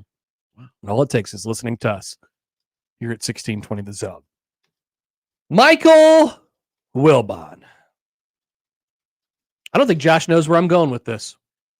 I don't, and you kind of have me a little scared. Now I'm throwing you off because I tell people this all the time when I do interviews. People want to profile me or I go with features and stuff like that. I'm friends with Frank Caliendo. I want to learn more information about Connor. Just what's his thought process look like? And I always tell people that I want the audience to be able to know what I'm going to say before I say it. I have heard you say that. I want to be so consistent that people know how I feel about things, and then they will listen because they want to hear those things. And I don't know if that's completely sound reasoning, but that's definitely the way I think about it. This one, I've intentionally tried to throw people off. What does Connor think? What do we know about Connor and the analytics community? Does he like them? Does he not like them? Is he in between? Is he on the fence? You appreciate it, but you like a go with your gut. I absolutely do. So Michael Wilbon made this very argument yesterday on a show that is still on television. Pardon the interruption. People forget. Here is Michael Wilbon, Josh, question for you. The Bucks going for 2 when they were down by 8 points late in the fourth quarter in a playoff game. Here he is. Got to unmute the website. All right, here's Michael Wilbon. Conversion attempt that left them 8 down. Don't start me with the 2-point conversions. And the analytics say go for it. Do the analytics say go for it no matter who's going for it? So if you and I were on the field, the analytics say go for it. It's the stupidest, laziest, lamest thing I've ever heard for reasoning in competition. And I hate when announcers just buy it without questioning it. The analytics say go for it. Jared Goff. Okay. Thank you, Michael. Went a little hard for my liking there, to be completely honest with you. Yeah, yesterday you came on this show and said that's the call. That's the play. That's the play. That's what the analytics say. However, Michael Wilbon's reasoning and the whole lead up that he gave to really just the first part. Josh, can you pull it back up? Can we play like the first, 14, 15 seconds of that again, and his sort of reasoning and his sort of like diving board into the analytics chat? Here he is. The 2-point conversion attempt that left them 8 down. Don't start me with the 2-point conversions. And the analytics say go for it. Do the analytics say go for it no matter who's going for it? Stop. That is a sound point. That is a sound point. And that is something that is not talked about enough when we talk about analytics. Now, I don't know what Todd Bowles, like all the information that Todd Bowles had. And by the way, we're talking about something that was basically completely meaningless in the game because Baker Mayfield threw an interception on the drive when they got it back anyway, right? So this is all hypothetical on whether or not it would have given them a better chance to win the game, because we don't know that because they didn't give themselves a chance to win the game or tie the game in this case. the point of does it, Matt, do they think about who's going for it, your personnel that you have versus their personnel, how much you practice it, how well you do generally in 2-point conversion attempts, like if you're prepared for this situation at all, like I said, how much you practice it. The Tampa Bay, I think this stat was floating around, and I'm not 100%, not 100% sure if it's true. But there was some stat that was going around that Tampa only went for 2 twice this entire year in general. That would lead me to believe that you're not necessarily prepared for it. So was going for 2 the right call in that situation, knowing everything that we sort of know about it now? I think it's super up for grabs. The analytics absolutely say that. The analytics absolutely say go for it, and then you come back, and if you go for 2 again, and you give yourself a chance to tie the game. I believe they had a 40% success rate this year. A 40% success rate? Okay, so they definitely went for it more than 2 times. If I'm reading this chart correctly, which, I mean, I don't know. Is there, but like, the general question still remains to be the case. Like, is there enough data points? Right. Now, there's also game situation. Keep in mind the Bucks, what they were in that game. They're the underdog. They're on the road. That usually tends to lead to a little bit more aggressiveness, right? So that's a point for 2-point conversions. But Michael Wilbon's first point of you have to take all of that stuff into account and not just talk about the analytics piece of it is exactly the point that I've been making for the last 5. Like, that is exactly where I sit. The rest of it, not, shouting out nerds and all this stuff, whatever. That's shtick. You take the information that you get and you apply it to your team in your situation. That's how analytics should work. And to be fair, and to, I think, go with Wilbon's point a little bit, it is pretty, I guess I should say inconsistently, it's not applied correctly in a lot of cases in the NFL. Because it only, you go to the book. What's the book tell me to do in this situation? Okay, yes? All right, then we're going to go. And it doesn't take into account anything else. I always reference the one in the World Series a couple of years ago where they took Blake Snell out of the game in the 5th inning and he's rolling along just fine and he's thrown 72 pitches or whatever it was. I've never been more mad in my entire life, right? Do the analytics say take him out because you're going through your 3rd time through the lineup? Absolutely. But the guy's rolling and it's the World Series. Right? And he's your best pitcher. He's Blake Snell, right? He's not just, he's not Colin McHugh. Sorry, Colin McHugh didn't catch strays today on your retirement day. Wow. But he's Blake Snell. He's not Jordan Lyles, if I wanted to throw strays at myself. Thank you. Right? Attack your own team, not mine. I apologize to Colin McHugh and not Jordan Lyles. But I think the first point there is pretty sound. It needs to take everything into account. And the analytics have, people rail against analytics incorrectly because what it's supposed to be is another piece of information for coaches to take into account and could help them influence decisions and not make the decisions for them. And people sometimes think it's good coaches take everything into account. Bad coaches listen to the book or go with their gut, black and white, right? And this leads us to really the main point of the entire thing, which is to say, we don't understand nuance. Part 1,000,000,001, Josh. We had part 1 billion yesterday. Part 1,000,000,001 is today. I have a long read on analytics from ESPN here, and there's reasons why teams should go for it in that scenario. There's also a section, shouldn't we consider team strengths, weaknesses, and relation to league averages? And it says that's usually a good practice when making decisions, but in this instance, it will not swing the result. Let's say the team expects it can convert 2-point conversions at an astonishingly low 40%, well below league average rate. Your winning percentage, convert on the 2-point attempt, successfully kick the extra point and second TD and win. 38% chance of that happening.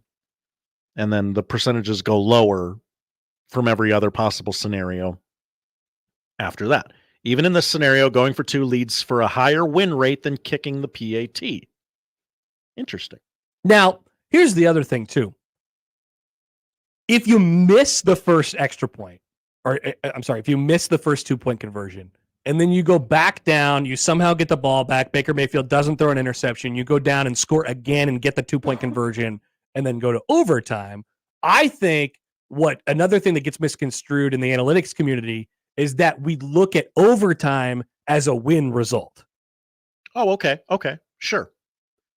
When I got to overtime, so the strategy worked. You're Well, on not the necessarily. road in a playoff game. It is giving you a chance to win, but frankly, I don't know what the analytics say about winning on the road in overtime in a playoff game. I know it comes down to, to a certain extent, I guess not so much anymore in the playoffs, right? Because both teams, shout out to Josh Allen for that one.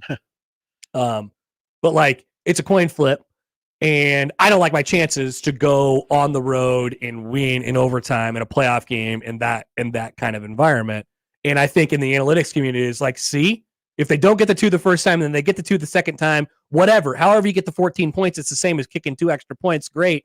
Overtime is the result that we get, and that's not a win. I'll meet you there. Yeah. In this instance, overtime is not the desired result. That is not a good result for you. Maybe it is at some points in the regular season. Maybe you're at home. Maybe you can play for a tie when you get to overtime. I think if it gets deep into overtime and stuff like that. But that's sort of the point here. There's like 1 billion things that go into this. And I think when we talk about analytics or we talk about feel, like the old heads do, it's very, very narrow-minded.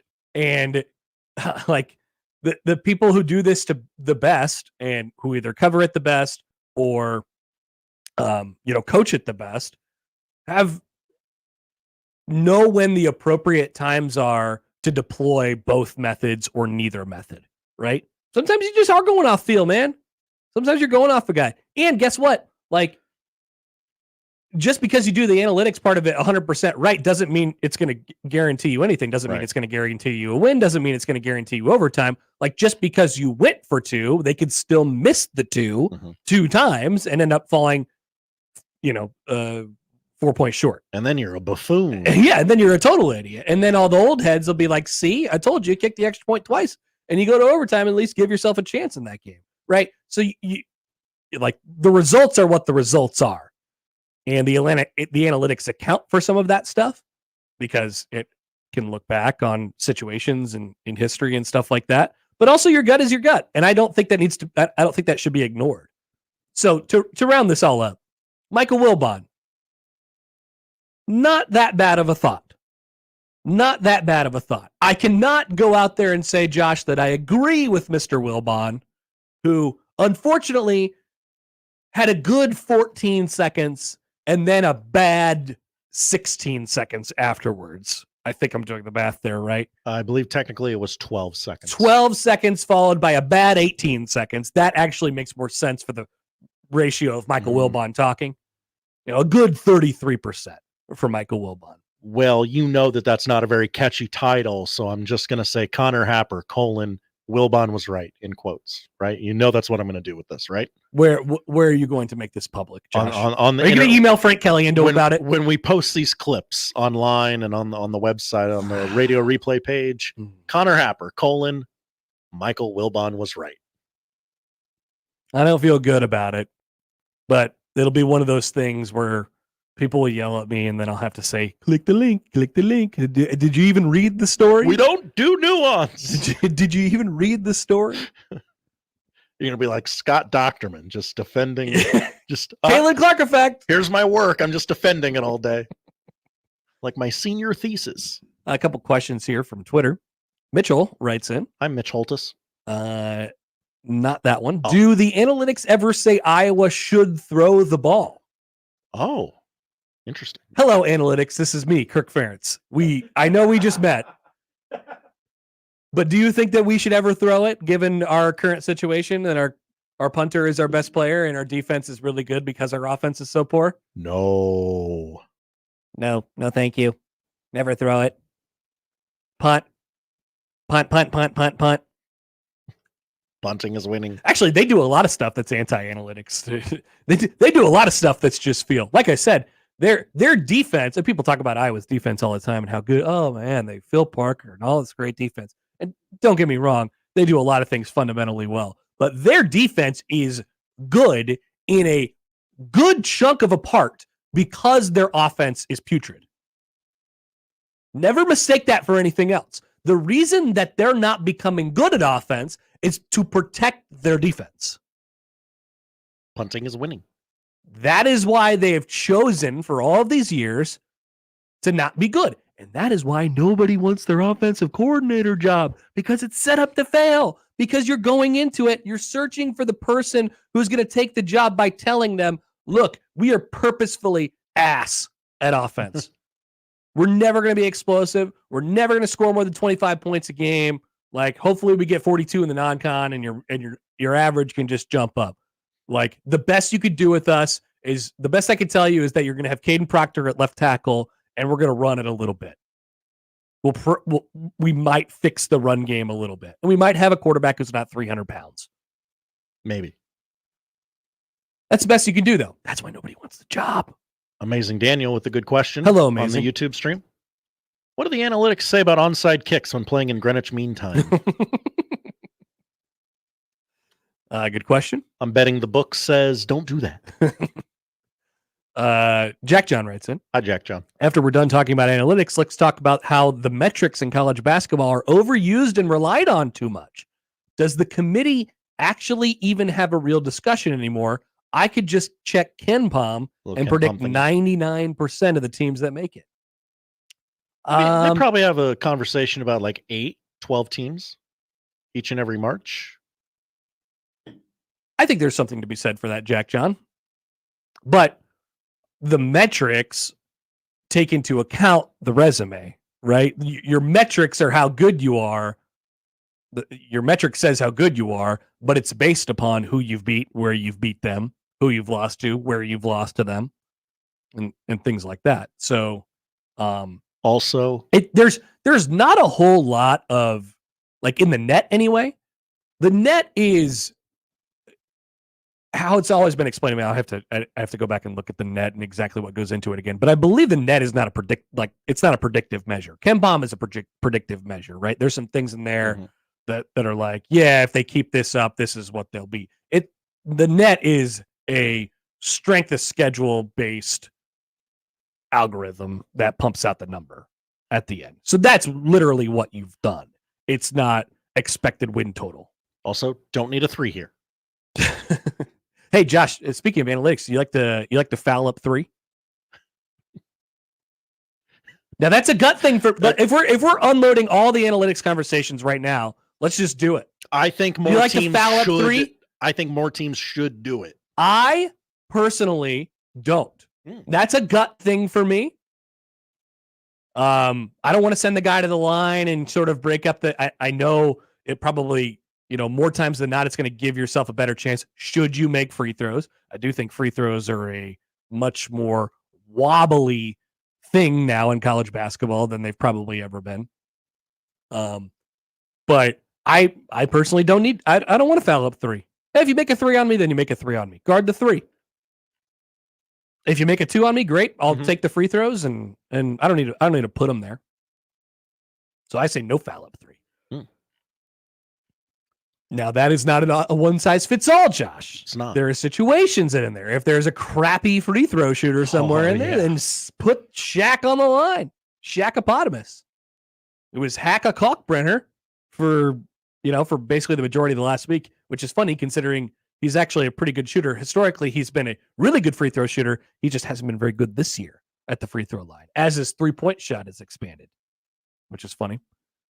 Joel writes in. Hi, Joel. He says, I still like kicking the extra point first, and assuming you make it, you can decide to go for 2 or not if you scored the second touchdown.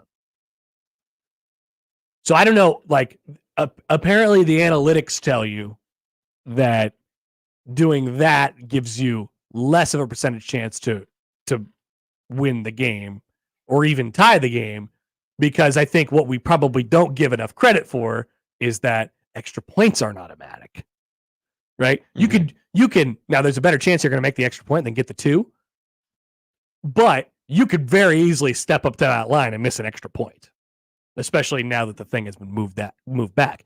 And keep in mind, you've only seen this emergence of going for 2 as the extra point has been moved back. You give me 2 cracks at getting 3 yards. I'm pretty sure I can get it. What about 1 crack? Less of a chance. Rick has this. Hi, Rick. From the text line. Analytics are good for Gen X, Y, Z, F, who are spoiled by computers. A good coach knows his team. Thoughts? That came through in a text message. Not a raven landing on our doorstep. Hey, I'll agree with you on the last part. If we just combine the first 12 seconds of Michael Wilbon with the last sentence of what Rick said, which is a good coach knows his team, then we got a real take. That's a real life thing that I just can 100% subscribe to. Half measures on both accounts for me, though, in this specific case. Bob writes in on the Equitable Bank inbox. Hi, Bob. Spot on with analytics. Largely junk. Coaches are in their positions to make calls based on the flow of the game and what they know about their players. Will you overlay this dislike of analytics onto college hoops as well? Many people are wondering about the college hoops analytics. Hearing people talk about the majority of college basketball analytics is lame and tiresome. A person could really spin themselves up and get very misled from college hoops analytics. Take a look at the net. Talk about complete junk. The net, by the way, in my defense of the net, here I am defending the net. Wow, look at you.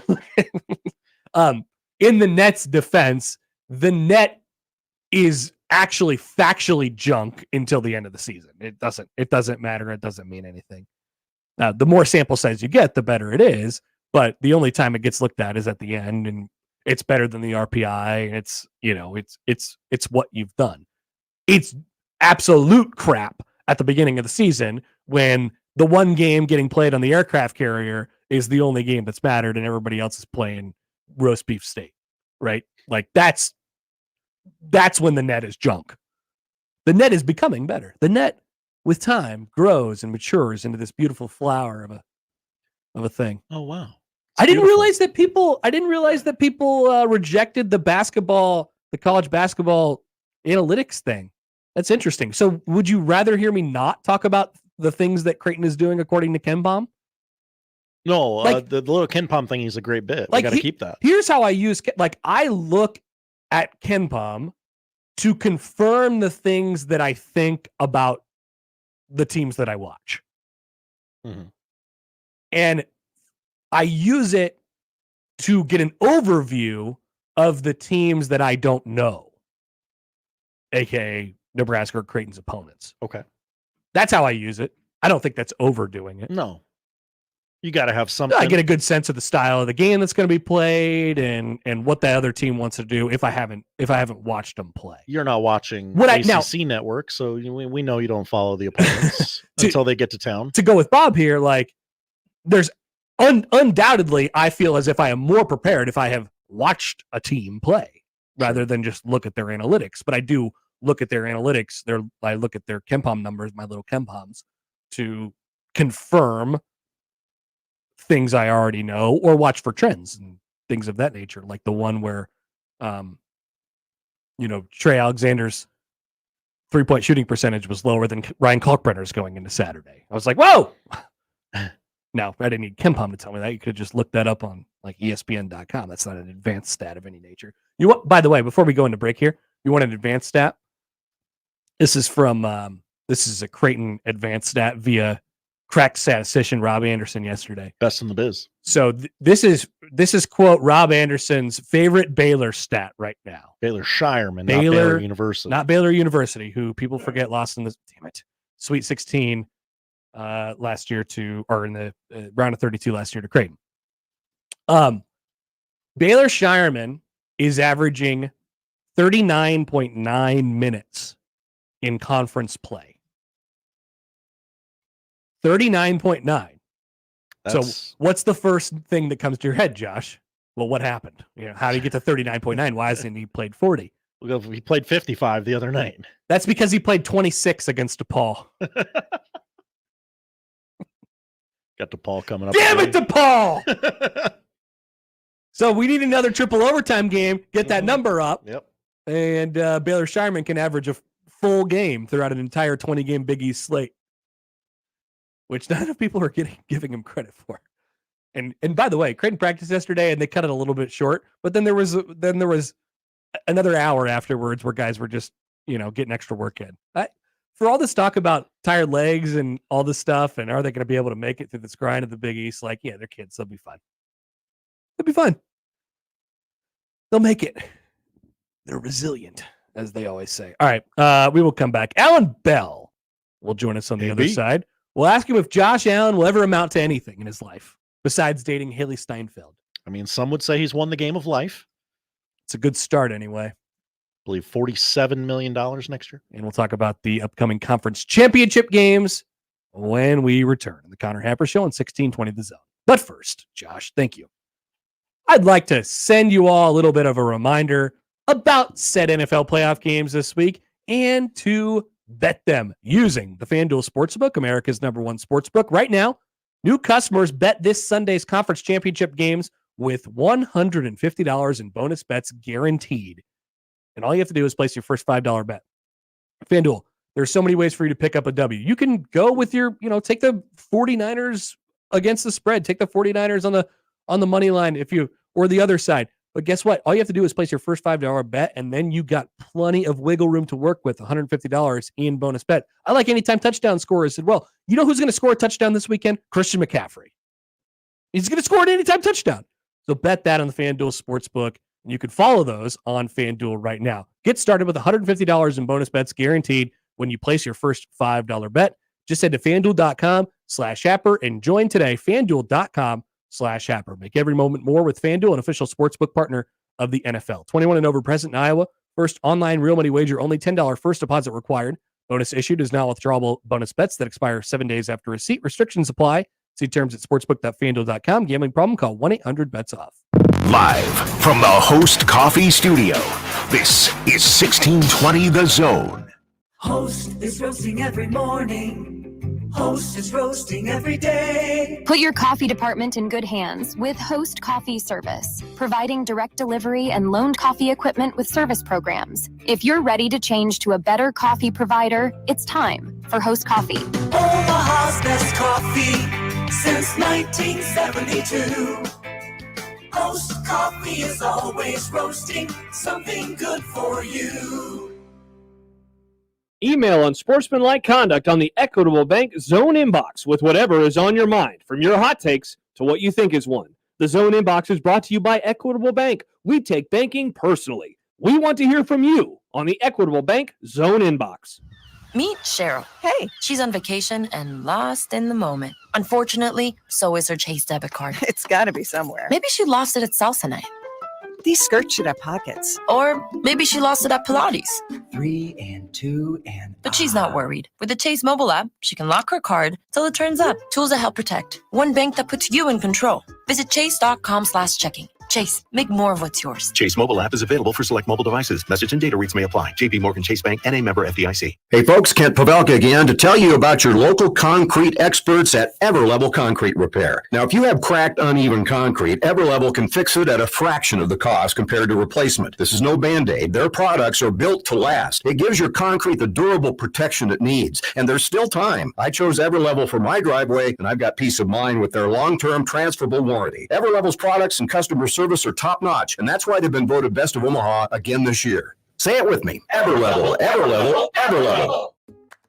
Looking for a new pipe or premium THC flower? Go to any 42 Degrees location and pick from the largest selection of quality glass pipes and premium THC flower. With buy one, get one 50% off sale, there isn't a better time to stop in and talk with our knowledgeable, friendly, and professional staff. 10 convenient locations and buy one, get one 50% off sale. Why shop anywhere else? 42 Degrees. Buy your mom's house.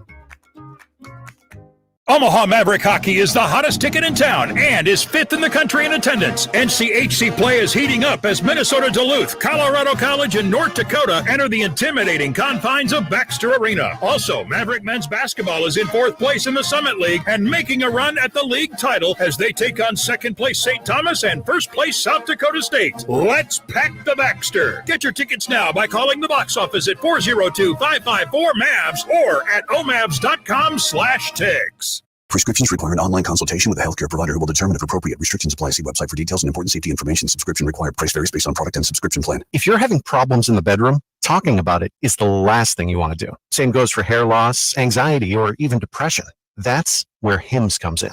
Through HIMS, you don't have to talk about it. You can do something about it. Just go to hims.com/start, where you can find a variety of potential solutions for the problems men face every day and save up to 95% on generic alternatives. The entire process is 100% online, making it incredibly simple, straightforward, and above all, private. If prescribed, treatments made using clinically proven ingredients are shipped directly to your door in low-key packaging. So if you're experiencing ED, hair loss, anxiety, or problems with your general health, you don't have to go to the doctor, the pharmacy, or spend all day talking about it. Just go to hims.com/start and do something about it. Get started today at hims.com/start. That's HIMS.com/START.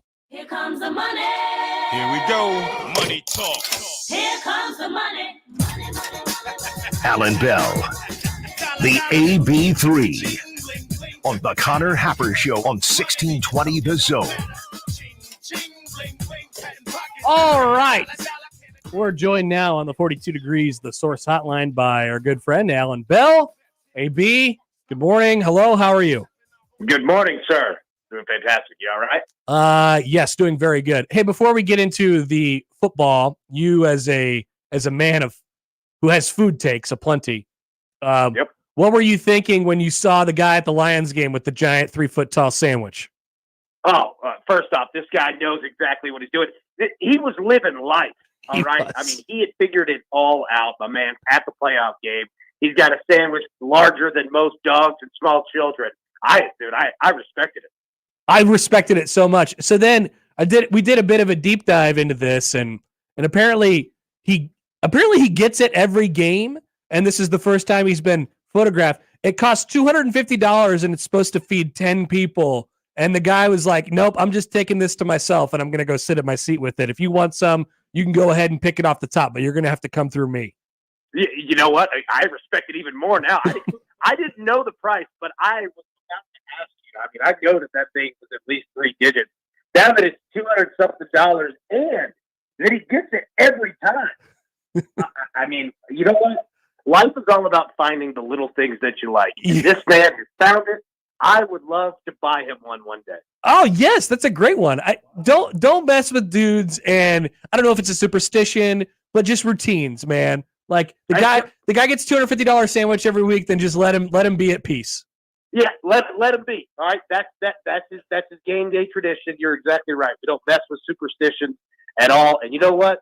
My man is enjoying it. He's found one thing. If we can all find one thing we like as much as that, dude, we can live a happy life. All right, so it's time to engage in the conversation that everybody's having in the sports world this week. Callahan with the Titans. I get it. Yeah, what do you think? What do you think about the hire? That's definitely the way I was going, for sure.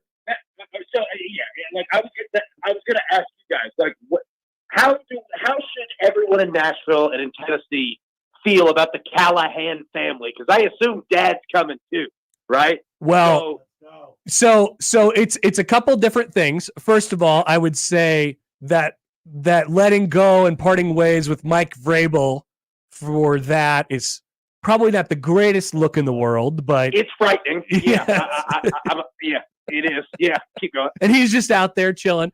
However, Bill Callahan has even since what happened at Nebraska and it didn't go his way, has become the most respected offensive line coach in the NFL. And if you get the offensive line right, then hey, you got a chance to do some things. So I think Bill Callahan has repaired his image quite significantly since the aughts. Yeah. Okay. Good. So that's great info. That's exactly what I wanted to know.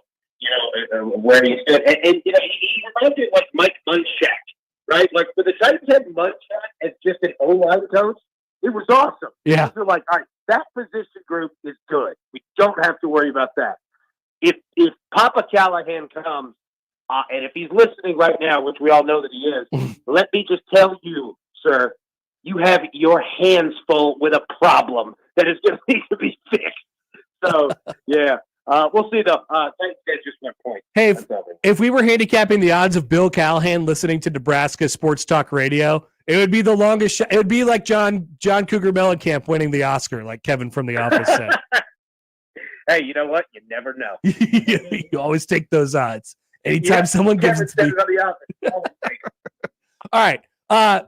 Will Josh Allen ever amount to anything in life?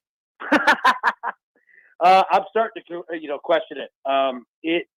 God, man, it's so tough. Like, I'm sure that you guys are the same way, like watching that game, and it's like they get down to the red zone, and now they're kicking a field goal. It's like, ugh, that ain't gonna work, huh?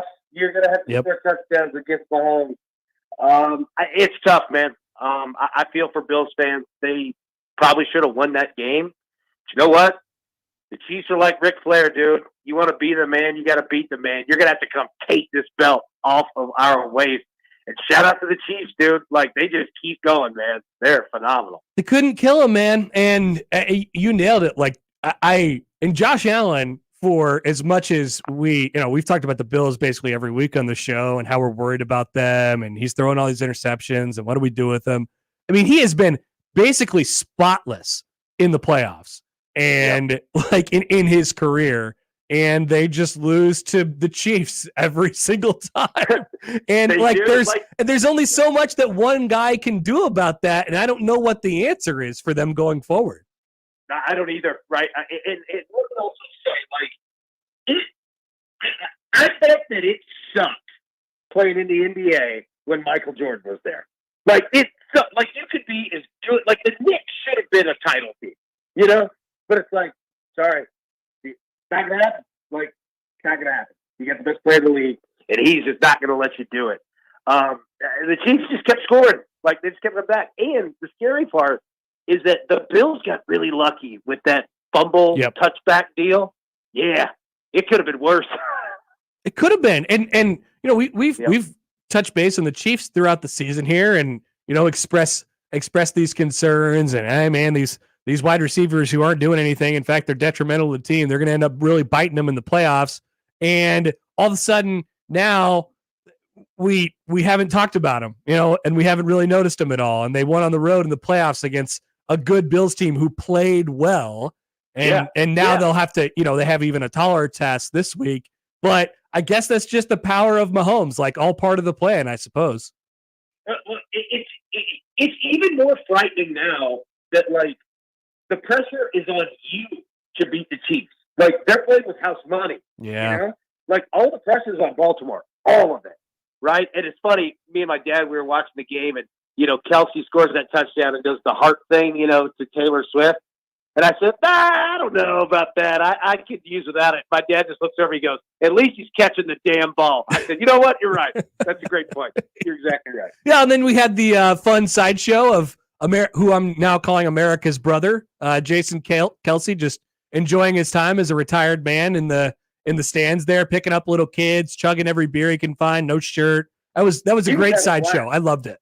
Oh, God, I absolutely loved it. That man was there to support his family and have fun. And you know what? He wasn't worried at all about Taylor Swift. He was with his boys, and you're right. He's picking up their kids, having fun. We have to get Jason Kelsey with Sandwich Man. All right, if we get those two together, that is an epic combo of people right there. Put him on a presidential ticket. I'd vote. Yeah, right. I'll vote right now. Right now. Let's go to the NFC with this title game here with San Francisco and Detroit. I don't know how many people are giving Detroit much of a chance to win this. At the same time, what I saw from San Francisco last week wasn't terribly awe-inspiring. Like if you're looking at this right now, Detroit's a 7-point dog. I guess what angle are you hitting it from at this moment? I'll take Detroit with the points. I'm with you, man. Like San Francisco did not look great, and I get it that the Packers are playing excellent football, right? Like, we're not taking anything away from them. But, I mean, the 49ers didn't look like themselves at all. And one, oh, God, I just forgot his name. That was out. That was Debo Samuel. Yeah. Like, him out of that offense is trouble because he does so much. He runs the ball. I mean, he just does it all. So we'll have to see on the health of him. But number two, the biggest concern was that the 49ers could not get to Jordan Love.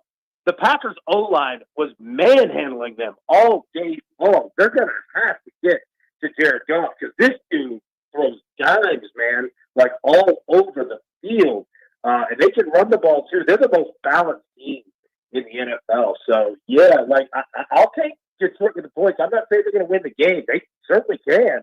But I'll take it with the points for sure. Hey, by the way, do you have any takes to offer to the Brock Purdy take market? No, I don't. Like, I think the kid's played well above what anyone could have ever thought or expected. The question is going to be this. The 49ers are running a quite an interesting experiment here of, okay, do we actually need, a first-round quarterback? Can we create a quarterback? And it's working so far. But if they lose this weekend, oof, man. Not that Shanahan's going to be in, trouble, but it ain't going to be good. I'll tell you that. I just think the first, you could even go as far as the first quarter, but just the first couple possessions of this game will tell you a lot about what you need to know. Because San Francisco is just, flat out, their Achilles heel, if there is one, is that they're a completely different team when they're playing from behind. And we saw a little bit of that, and it was a little bit shaky on, over the weekend, the divisional round against Green Bay. I don't know, is there a betting angle that we could attack from, hey, maybe there's some stuff that's going to happen in the first quarter of this game? Yeah, well, I'll tell you this, man. All right, so the Lions and their offensive coordinator, all right, Ben Johnson, this guy, okay, I've been watching him, directly of how the Lions go about playing. They play their game 60 minutes, and it doesn't stop. They don't go into, we need to run clock mode, we need to do this. They don't do that. They stay aggressive, and they go. Now, what we hit on last week, we spoke on this, and I think it's going to play out again as well. Jared Goff completions, all right? Numbers usually about 22 and a half, 23 and a half, somewhere around there. They can have trouble running the ball consistently against really good defense. I mean, everybody would. The Bucs have a really good run defense. The 49ers have a really good run defense, right?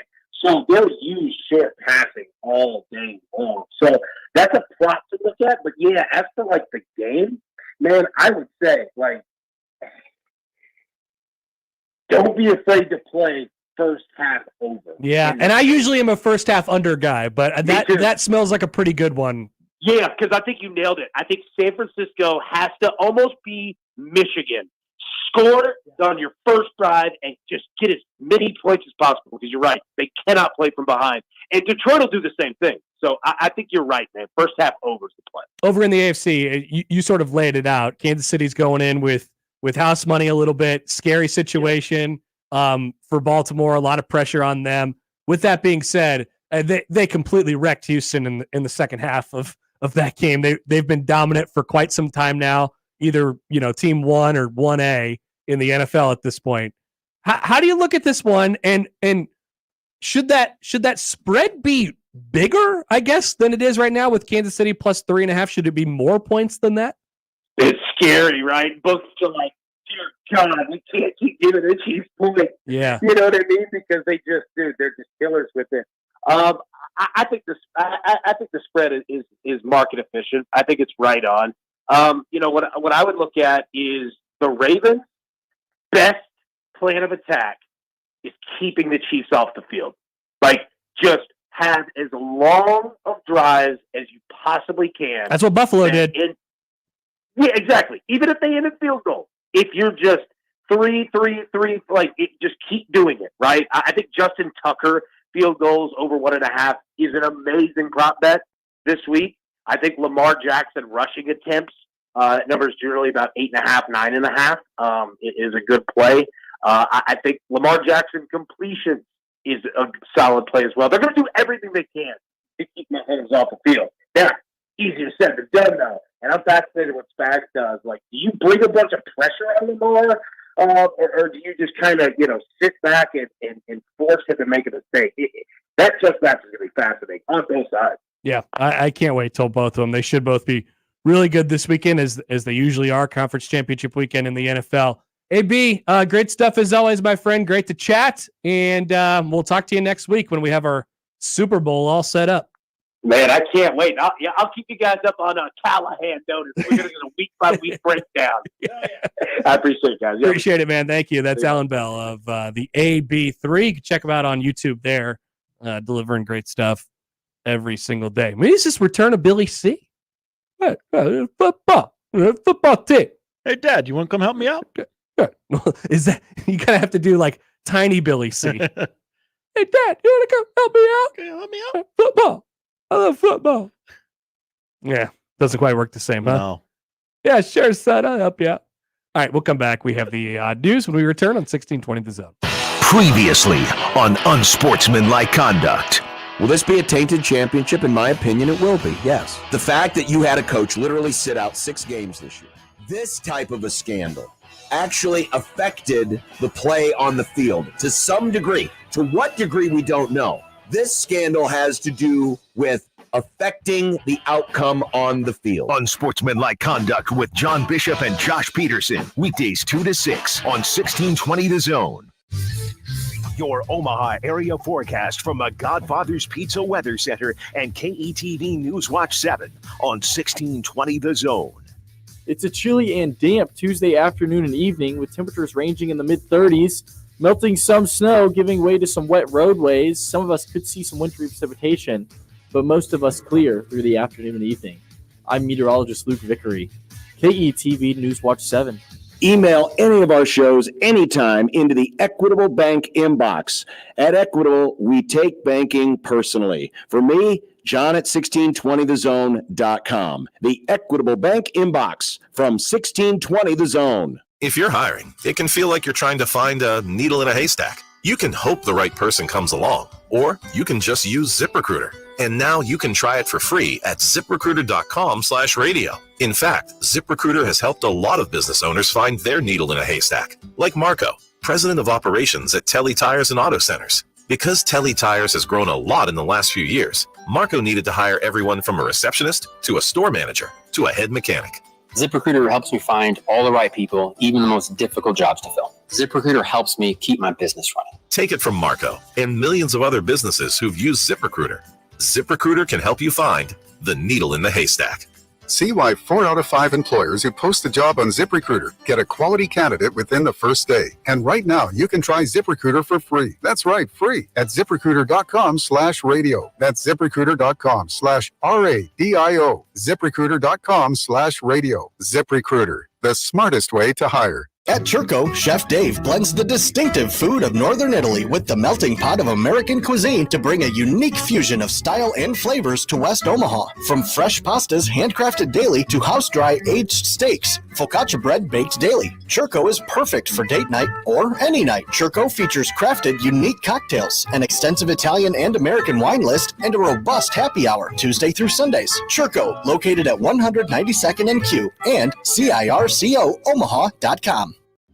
Meet Cheryl. Hey. She's on vacation and lost in the moment. Unfortunately, so is her Chase debit card. It's got to be somewhere. Maybe she lost it at salsa night. These skirts should have pockets. Or maybe she lost it at Pilates. 3 and 2 and... But she's not worried. With the Chase mobile app, she can lock her card till it turns up. Tools that help protect. One bank that puts you in control. Visit chase.com/checking. Chase, make more of what's yours. Chase mobile app is available for select mobile devices. Message and data rates may apply. JP Morgan Chase Bank, N.A. member FDIC. Omaha Maverick Hockey is the hottest ticket in town and is 5th in the country in attendance. NCHC play is heating up as Minnesota Duluth, Colorado College, and North Dakota enter the intimidating confines of Baxter Arena. Also, Maverick men's basketball is in 4th place in the Summit League and making a run at the league title as they take on 2nd place St. Thomas and 1st place South Dakota State. Let's pack the Baxter. Get your tickets now now by calling the box office at 402-554-MAVS or at omavs.com/Tigs. The world's largest sports book in Las Vegas is available right at your fingertips in Iowa. The Circa Sports Iowa app is sports betting the way it should be. Bet anywhere in Iowa and experience high betting limits, tight money line splits, and exceptional customer service. Download your new bookie today. Visit circasports.com and start betting like a pro from anywhere in Iowa. If you or someone you know may have a problem with gambling, call 1-800-238-7633. And now we've reached the point in the show where Josh Odson reads the peculiar, the bizarre, the comical, the odd news with Odd Son. Odd news, Odd Son. See what we did there? The odd news with Oddson. Okay, Josh. Hello. Sure, there's been some odd things. You know what I've seen a lot of on social media the last couple days as the country gets hit with ice? A lot of things running into things. Oh, I saw a fire truck. The fire truck one control. was specifically the one I was referencing. That's terrifying, isn't it? Yes, it is. Wow. I don't know what it is about. I mean, functionally, the fire truck is on wheels, just like everything else is, but you always think they possess some sort of special ability to not be affected by ice. Yeah, isn't it a special truck? Nope. I mean, they got to get places. In fact, it's worse. Oh, because it's a big truck careening down the street. It's pretty odd to see, that's for sure. Very. Nothing like that in the odd news today, but PETA has a new one. Oh, great. I always look forward to what PETA's takes are on things. Well, we're about 10 days away from Groundhog Day. And they're obviously anti Groundhog Day. Yep. They claim Puxatawny Phil's annual weather report is no more accurate than a coin flip, which is true, and argues that the tradition is not humane. So the animal rights group has offered to replace Puxatawny Phil with a golden coin. The animal I'm rights. glad that they came with a recommendation. Yeah, not just, hey, this is bad, you should change it. Yeah, I guess that's nice. Good They're job, offering PETA. solutions. Groundhogs, can't make heads or tails of the weather forecast and shouldn't be jostled around by large members of a different species and then thrust in front of noisy crowds for a photo op. No fat shaming, PETA. Large members of a different species. Yeah. PETA President Ingrid Newkirk said in a statement. Poll question. Are you surprised that what was her title? The PETA president. The president of PETA's name is Ingrid. That's a good poll question because I was thinking it. PETA is urging the Puxatawny Groundhog Club to send Phil to a reputable sanctuary that will give him the care he needs and not to treat him as a wildlife prop. PETA made the offer in a letter the group claims is sent to the Groundhog Club. The organization says its task is to protect and perpetuate the legend of the great weather-predicting groundhog, Puxatawny Phil. In the letter, the animal rights group claims the enclosure where the groundhog is kept year-round at the local library so that one day a year he can bring revenue and attention to Puxatawny simply is not humane. Yeah. I think I would argue that it's actually the most humane thing. A coin lands on the same side about 50% of the time, whereas Phil's predictions have been shown to be accurate 40% of the time, the letter indicates. So the coin would be better. A coin would be more accurate over time. Yeah. Interesting. I don't see them doing this. Yeah, I don't either. I think, PETA's gotten to the point where it's kind of in one ear and out the other, unfortunately, Right? Nobody takes what they say seriously. Yeah, that's the problem. Like if PETA actually had a good take on something, nobody would actually care because it's coming from the wrong source at this point. It's like if Skip Bayless had a great take about something, we just wouldn't listen. Yeah. It's pretty close to Michael Wilbon too. I had to defend all the Michael Wilbon stuff because he had so many bad takes, and he started off with having a half of a good take yesterday. That's right. We titled that segment on the radio replay, Connor: Wilbon was right. Interesting. Somebody's going to ask me today at the game. They're going to say, really, you think Michael Wilbon was right about this? Really, Connor? We need to have a chat. And I'll say, that's fine. Just go listen. Listen to the pod. We'll take your clicks. And your emails. Louisiana, for story number 2. A suspected cocaine dealer was found hiding inside a dryer when police raided a Louisiana residence, according to court filings. Armed with search and arrest warrants, cops arrived at a Monroe home seeking to collar Darren Pittman, 26 years young, who allegedly had been selling crack from his 2-bedroom apartment. Investigators were met by a different person who yelled several times that Pittman, her boyfriend, was not at the residence. Smith would subsequently be arrested for obstruction. The female who answered the door, I guess.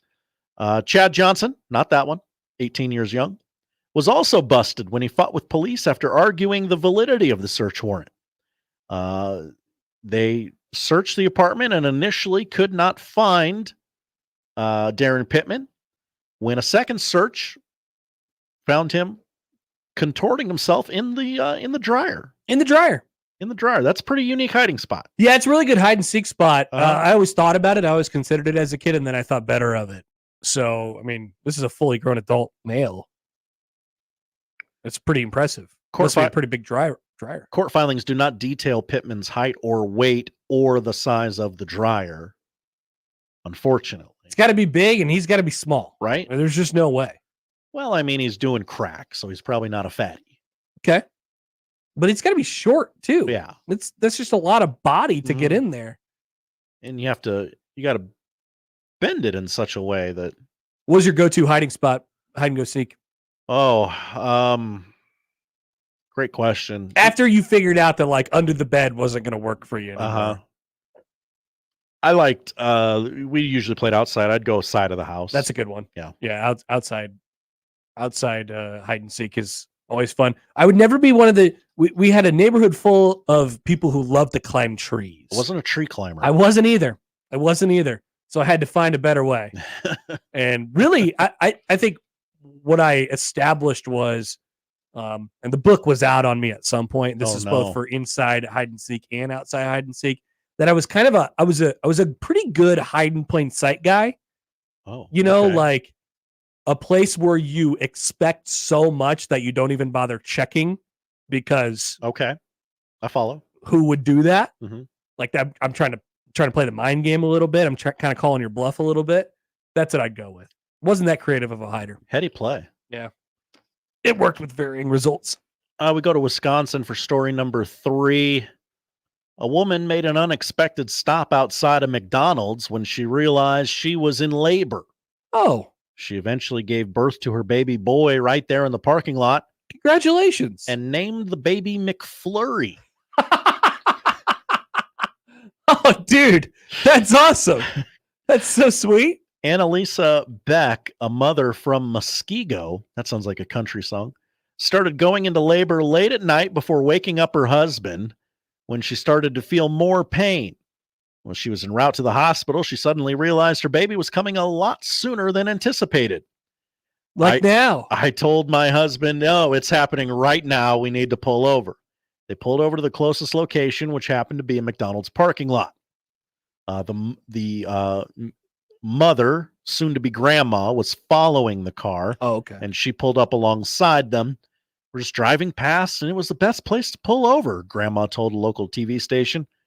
The expecting mother got out of her SUV, climbed into the trunk of one of them was driving a truck. The peculiarity of the situation was not lost on anyone. Obviously, because they named the kid McFlurry. Yeah. Halfway through, I was lying on our trunk, and I'm like, oh my gosh, this is happening at a McDonald's. I can't believe it. Yeah, you got to go when you got to go. Yeah, the baby was around 2 weeks early and already crowning before first responders arrived at the scene. As soon as I knew the paramedics were there, I pushed, and within minutes, the baby was here. Now, doesn't that usually take some amount of hours? This process seems like it got sped up quite quickly. Generally, yes. It is common that the more children you have, the quicker it goes. Okay. Might be an old wives' tale. I'm sure there's some data somewhere on it. I believe you. The baby was born at 4:12 a.m. on January 12th as a snowstorm hit the city of Muskego. The baby is the third child that this couple has had. Double entendre. McFlurry for McDonald's and McFlurry because it's McFlurrying outside. The legal name of the child is Micah Daniel, but they've been calling it McFlurry. Well, that's going to stick, unfortunately. Yeah. You're McFlurry now. You better stop calling that kid. And that kid's got a great story. Yeah. Right? The parents are going to tell the kid that eventually, and they're going to be like, hey, where were you born? I was born at the hospital, of course. Where were you born? McDonald's. McDonald's parking lot. Right there in the open. It's actually kind of cool. Yeah. All right. That's good stuff. And congratulations to the mother again, to the mother for the third time. And The Becks. and all the family involved. The Beck family. No relation to Harrison Beck. Are you sure? Pretty sure. Okay. Amazing Daniel writes in, by the way, on Skip Bayless. Let's not be ridiculous. Skip Bayless isn't going to have a good take. That's right. But it's a scenario that theoretically could happen. Theoretically. Thank you, Josh. What's the thing about apes writing Shakespeare or something like that? I always do the clock. A broken clock is right twice a day. Yeah. You know, squirrel finds a nut. Mm-hmm. One of those. There's a couple different ones you could throw out there. Anyway. Thank you, Connor. We'll take a quick time out here. Come back at the noon hour. Talk a little bit about the local hoops going on tonight. Matt Demarinis will join us at the bottom of the noon hour to talk about the Jays hosting Xavier tonight, and a much, much different challenge than they've been experiencing lately.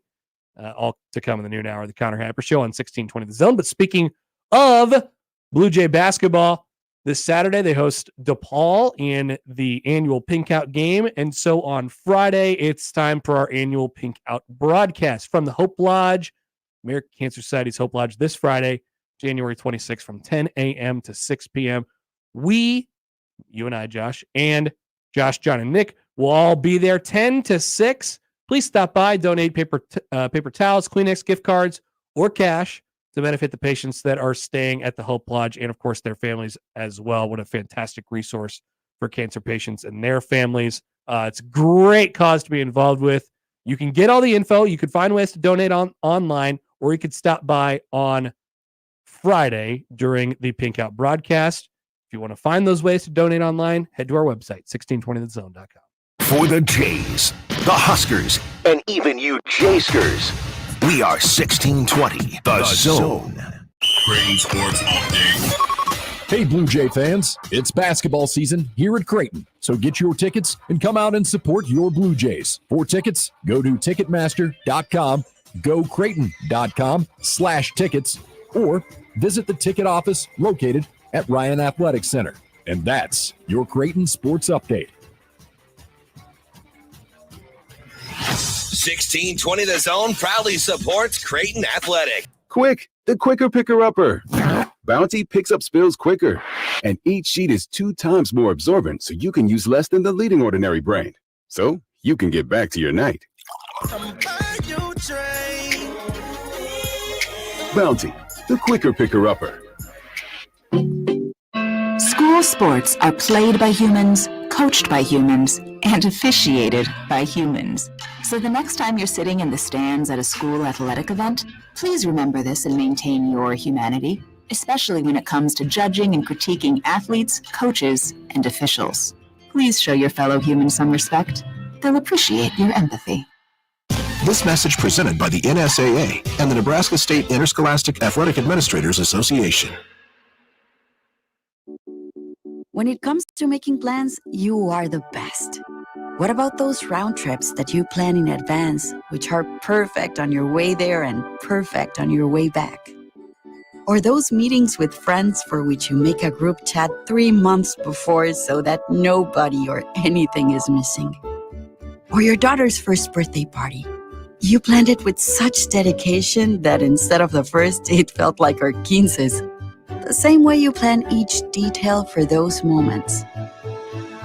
Start planning to protect you and your loved ones from a natural disaster. Sign up for local weather and emergency alerts. Prepare an emergency kit and make a family communications plan. Protecting your family is the best plan you can make.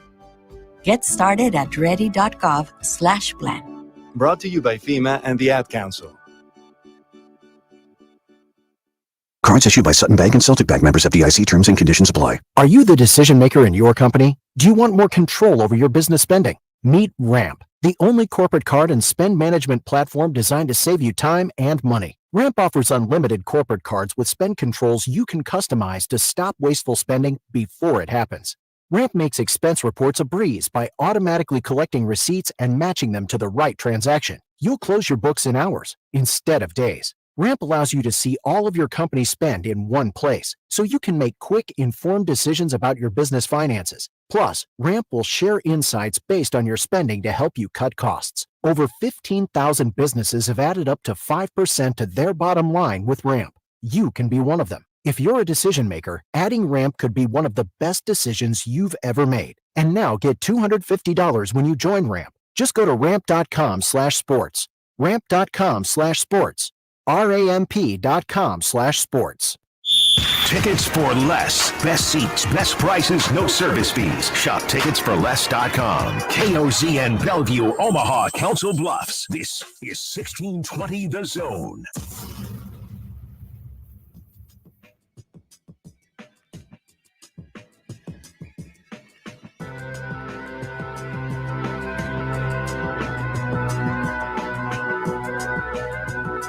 All right, welcome back. More of the Connor Happer Show. You're on 1620 The Zone and on 1620thezone.com.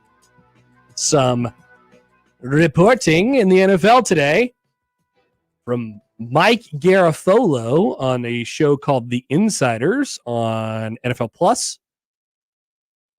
We've seen a lot of terms that have gotten thrown out there over the years of like basically saying this deal is going to happen. Right, but there's many different ways to say it.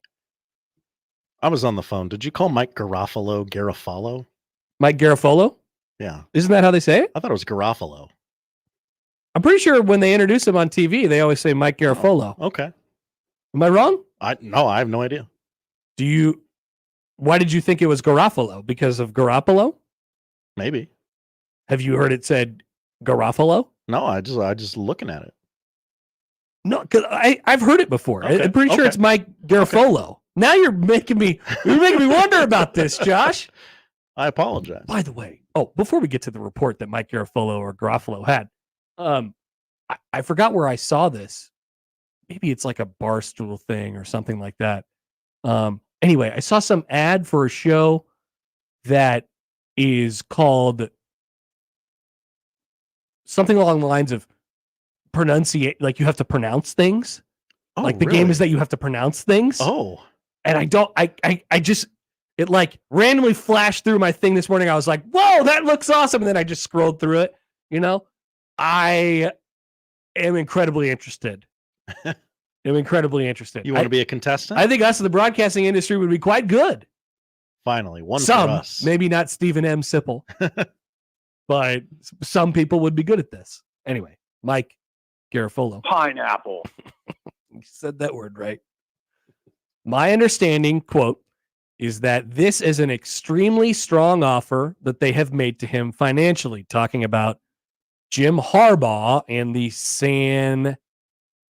Los Angeles Chargers. It's probably a quarter. They're now in the point where they're going to discuss staffing when it comes to the general manager and obviously the coaching staff who is going to be working alongside Harbaugh as well. This feels like advancing to the point where if everybody's comfortable with a lot of the principal factors at play, this team could move on Jim Harbaugh and try to get him under contract here in the near future. Some of the staff members from Michigan that are being discussed: Greg Roman, offensive coordinator; Jesse Minter, defensive coordinator; special teams coordinator Jay Harbaugh. So how to get that job? Nepo baby. So this was, Jim Harbaugh was going to go to the NFL. If you're a Michigan fan, and it seems like it's going to happen, we don't know that for sure. Maybe Mike Garofalo is lying to us. But we see it when we see it. And it seems like that announcement is sort of imminent if it's going to be happening.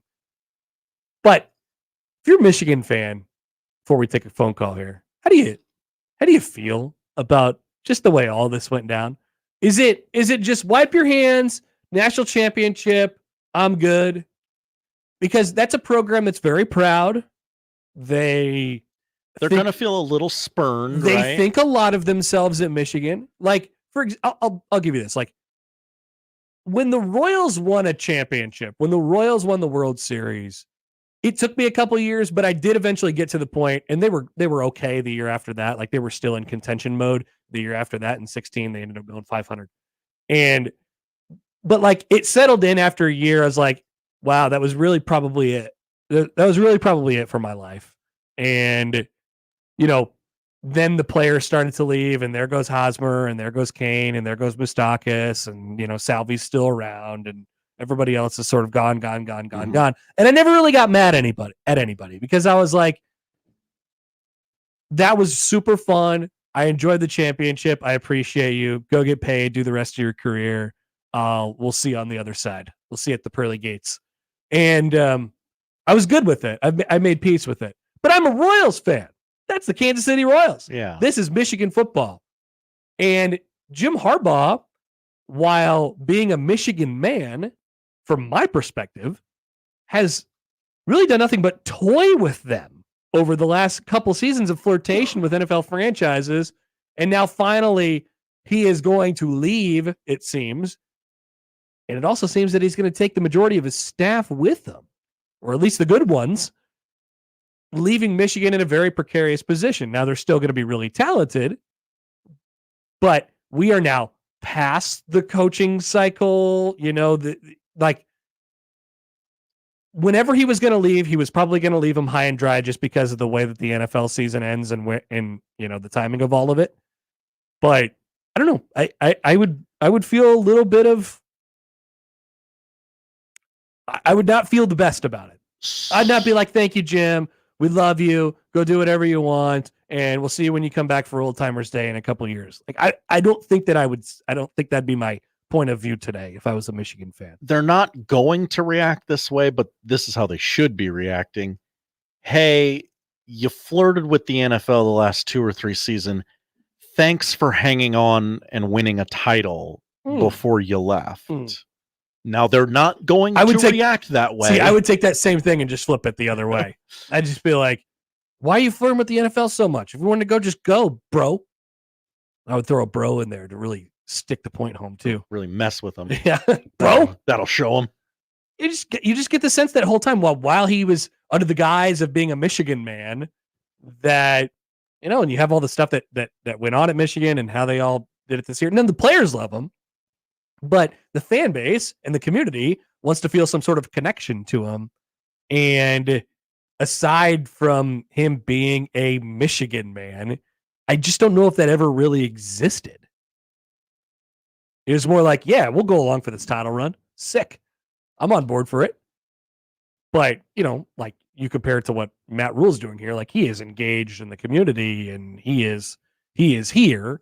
And if he leaves, I have confidence that he would leave Nebraska. He would attempt to leave Nebraska in a somewhat advantageous situation. Now you can only control so much of that. But I don't know. I'm not sure how I'd feel about that if that is indeed the case. So we'll keep you updated if anything else breaks on that one. I also do have it confirmed that it is, you were right. It was Garofalo. Make the graphic, Josh. Hang the banner. Connor was right yet again. Put me on the pronunciation game. He agrees with Wilma. To the phones. Brandon Mike is here on the 42 Degrees Source Hotline. Hello, Mike. Yeah, as far as Harbaugh, this whole cheating thing, how is it going to be resolved with him gone? Well, it is resolved. With him, he's out. He's done. So nothing anybody can do. Are they going to pursue and find out what really happened with this dude? Yeah, I think there might be some punishments coming Michigan's way, but not his, because if he's gone, there's nothing you could do. I guess. But there's got to be a lot of gratitude if you're a Michigan person. What he brought. He brought you a championship. No doubt. And they were sort of floundering a little bit in the Brady Hoke era and all that Absolutely. Stuff. And yeah, they're a consistent winner now. But hey, quickly, I want to apologize and defend myself. And this as brief as you want it. I did listen to that call, and the number of people, my last call, and the number of people I respect told me it was not my worst call, that I've had a number of calls that were even worse than that, and I appreciate that. You got to have friends like that. To Mike, keep you I don't even honest. remember what it was about I at this don't point. either, But I do know that we did get some response to it, though. Yeah, and Oh no, I remember. You were talking about Mike Gazelle the whole time. Yeah, I remember. And for the haters, and there was one defender in a way who said, I told a good story, and I appreciate that. But everybody else, with a lot of contempt and trying to hurt my feelings if they could, and it kind of did.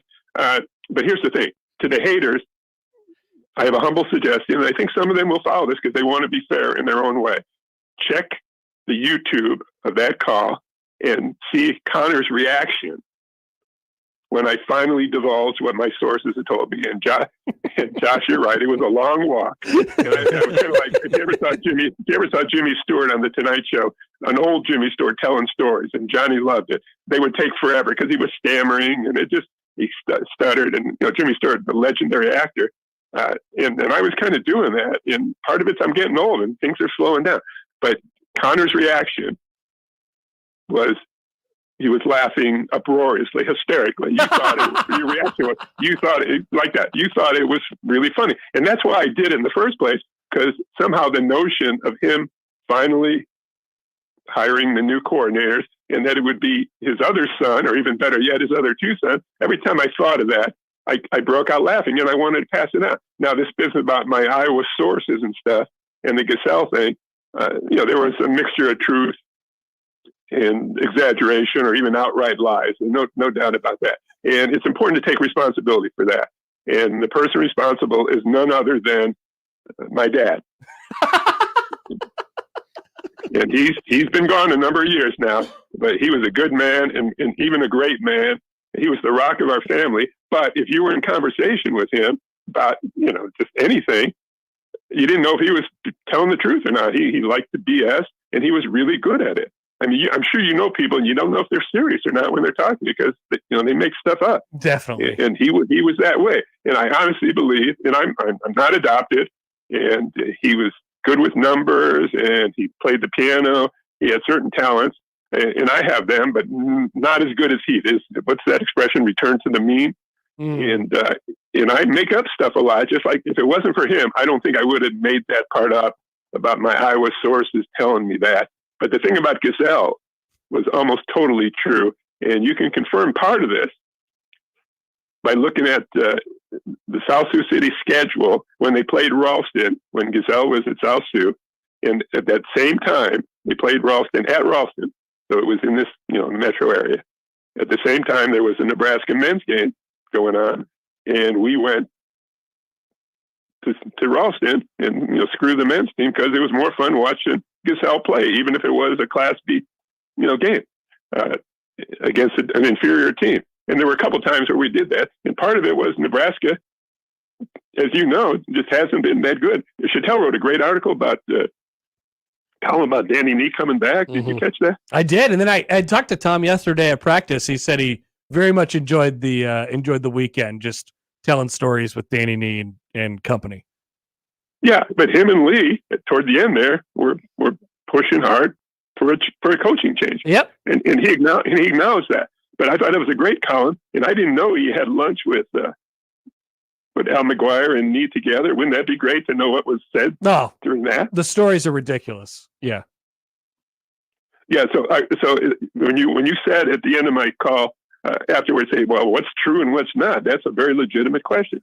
And the fact is, the majority of it was true, except for the part of my Iowa friends. I do have Iowa friends, but did I make any as a result of me being an Iowa fan when Gasell was there? Probably not. And did my Iowa sources tell me that who the new coordinator is going to be? No. And I probably shouldn't have done that. And I understand why some people were angry. But haters, check Connor's reaction when I finally divulged it. You enjoyed that. You were genuinely laughing. Am I right about that? Yes, because I knew, I knew where we were headed at that point, and so I needed to hear the punchline. Yeah. But don't you think the notion of him doing that, and he can still do it.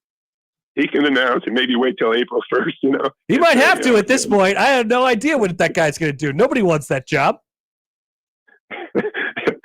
but it is a funny notion of him doing that, or even what the other two said. So I apologize, and I blame my old man, but that's the way it is. Thank you, Mike. Love you, bro. Bye. Okay, there he goes. Random Mike. Hey, Random Mike. You, bro. Love you, bro. Wow. It's got to take some personal responsibility, Random Mike. Okay. You know who to blame for all this? My dad. You want to find him? You can't. He's dead. I'm noticing a trend here where Mike calls 2 times a week. Mike Once calls to call and the second time to apologize. It takes for that no call. personal responsibility. It gets on up here like a WWE guy and it says, haters, check the tape. Check the tape. Go over to the YouTube and see what's going on. It's not my fault. You didn't get it. I like the idea of Random Mike turning into like a WWE thing. I really do. Listen up, sweat hogs. Mustache Adam writes in, Random Mike, self-admitted known liar. Finally, the truth comes out. Charles writes in, pouring one out for Random Mike's dad. Hell yeah. What a cycle. Family is family, you know? It's all about family. Random Mike's part of our family. All right, we'll take a quick break. Matt Demarinis is next. We'll talk about the Blue Jays tonight. Like I said, a very, very different challenge for Creighton tonight. Not Hell in a Cell. How does Creighton come off of a battering that they took last week at UConn, staying out on the road, playing a triple overtime thriller, and then coming back and having to get out and run with Xavier tonight? Is it a concern at all? We'll talk to Matt next on 1620 The Zone. Live from the Host Coffee Studio, this is 1620 The Zone. 1620 The Zone is on location Friday, January 26th at American Cancer Society's Hope Lodge, Nebraska, in support of the Creighton Pink Out Game, a free home away from home for cancer patients and caregivers. You can find details on 1620thezone.com and at cancer.org/pinkout. If you've been watching the NFL playoffs from the sidelines, there's still time to get in the game with FanDuel, America's #1 sports book.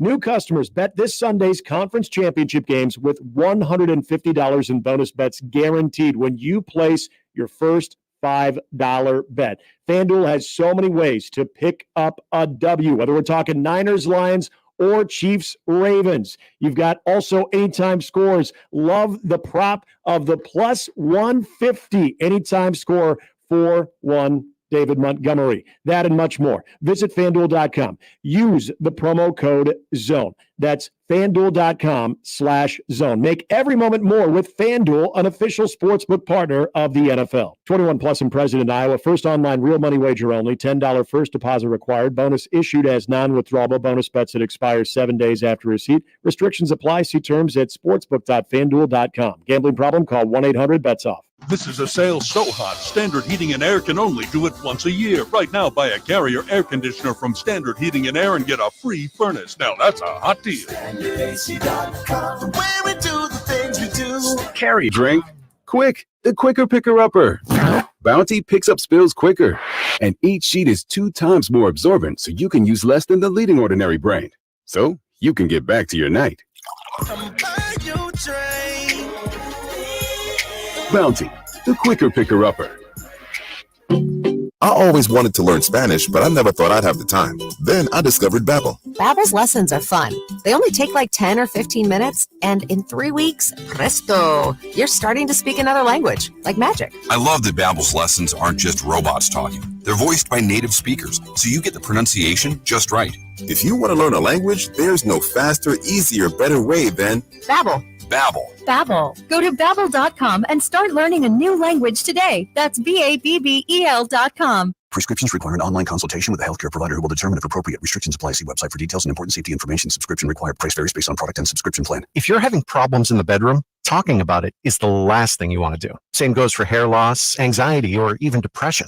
That's where HIMS comes in. Through HIMS, you don't have to talk about it. You can do something about it. Just go to hims.com/start, where you can find a variety of potential solutions for the problems men face every day and save up to 95% on generic alternatives. The entire process is 100% online, making it incredibly simple, straightforward, and above all, private. If prescribed, treatments made using clinically proven ingredients are shipped directly to your door in low-key packaging. So if you're experiencing ED, hair loss, anxiety, or problems with your general health, you don't have to go to the doctor, the pharmacy, or spend all day talking about it. Just go to hims.com/start and do something about it. Get started today at hims.com/start. That's HIMS.com/START. Nate Bargatze, the Be Funny Tour. I mean, Chuck E. Cheese is rough. I don't know if you've been there in a while. They look like they're trying to go to business and they can't.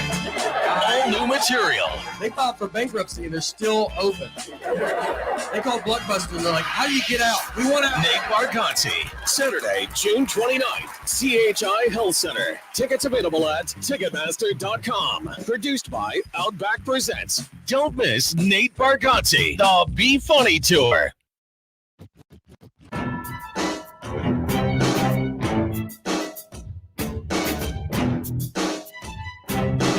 All right, welcome back. We're the Connor Happer Show here on 1620 The Zone and on 1620thezone.com. You want to read Matt Demarinis, go to whiteandbluereview.com. You want to listen to Matt Demarinis, listen to his postgame podcast with Padilla and send in a random question. Or listen to 1620 The Zone in the next 24 hours because you'll hear Matt Demarinis for 3 separate radio hits. Hello, Matt. Welcome to the show. How are you? Good, man. How are you? I'm happy to be a part-time employee for a bit. Yeah, well, we're happy to have you. I guess that makes you the go-to guy. Hopefully you're okay with being that.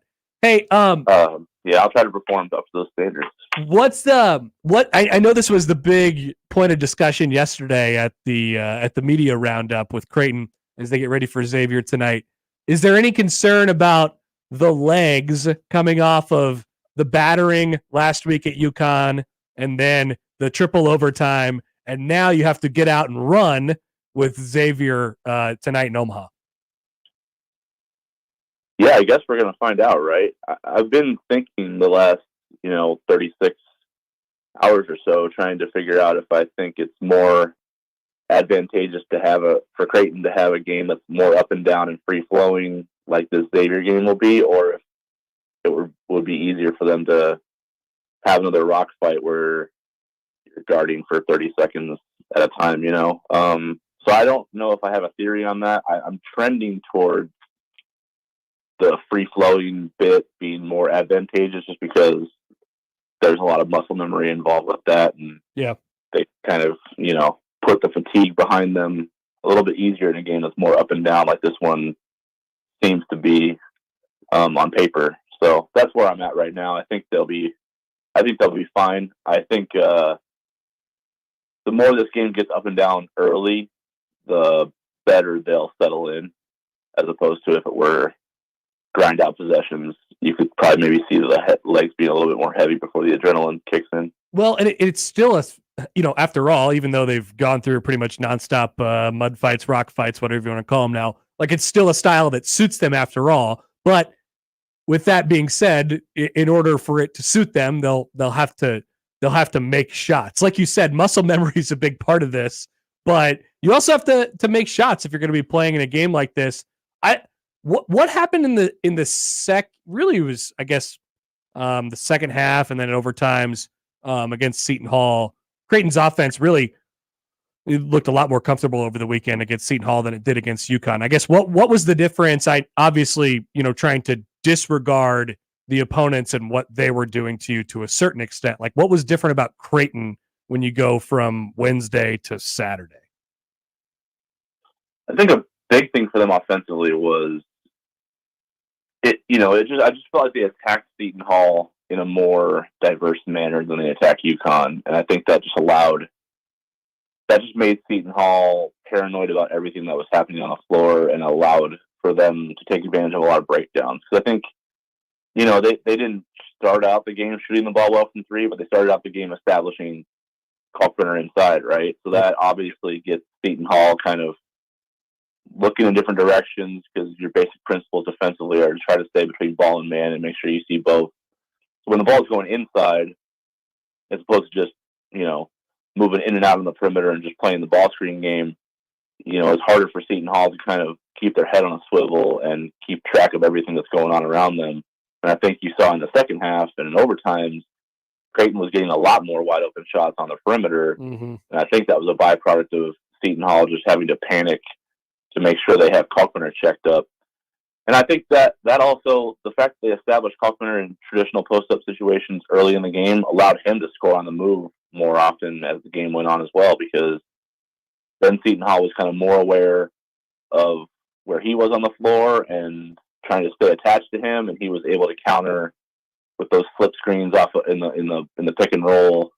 And then once Creighton started knocking down threes in that stretch of the game early in the second half when they got back in it, that just opened up everything. And Seton Hall had to play them more straight up as opposed to just trying to take out, the big man and let Creighton chuck, Why don't we, you mentioned Kalkbrenner, getting him involved in more traditional post-up situations. I know you've been banging the drum now for a long time. But obviously it has to do with their usage of him or their lack of usage of him in those traditional post-up situations. Is that why he has been an underrated player doing that? Because I get the point. I see it, I'm yeah, I don't know if I'm necessarily comfortable with him.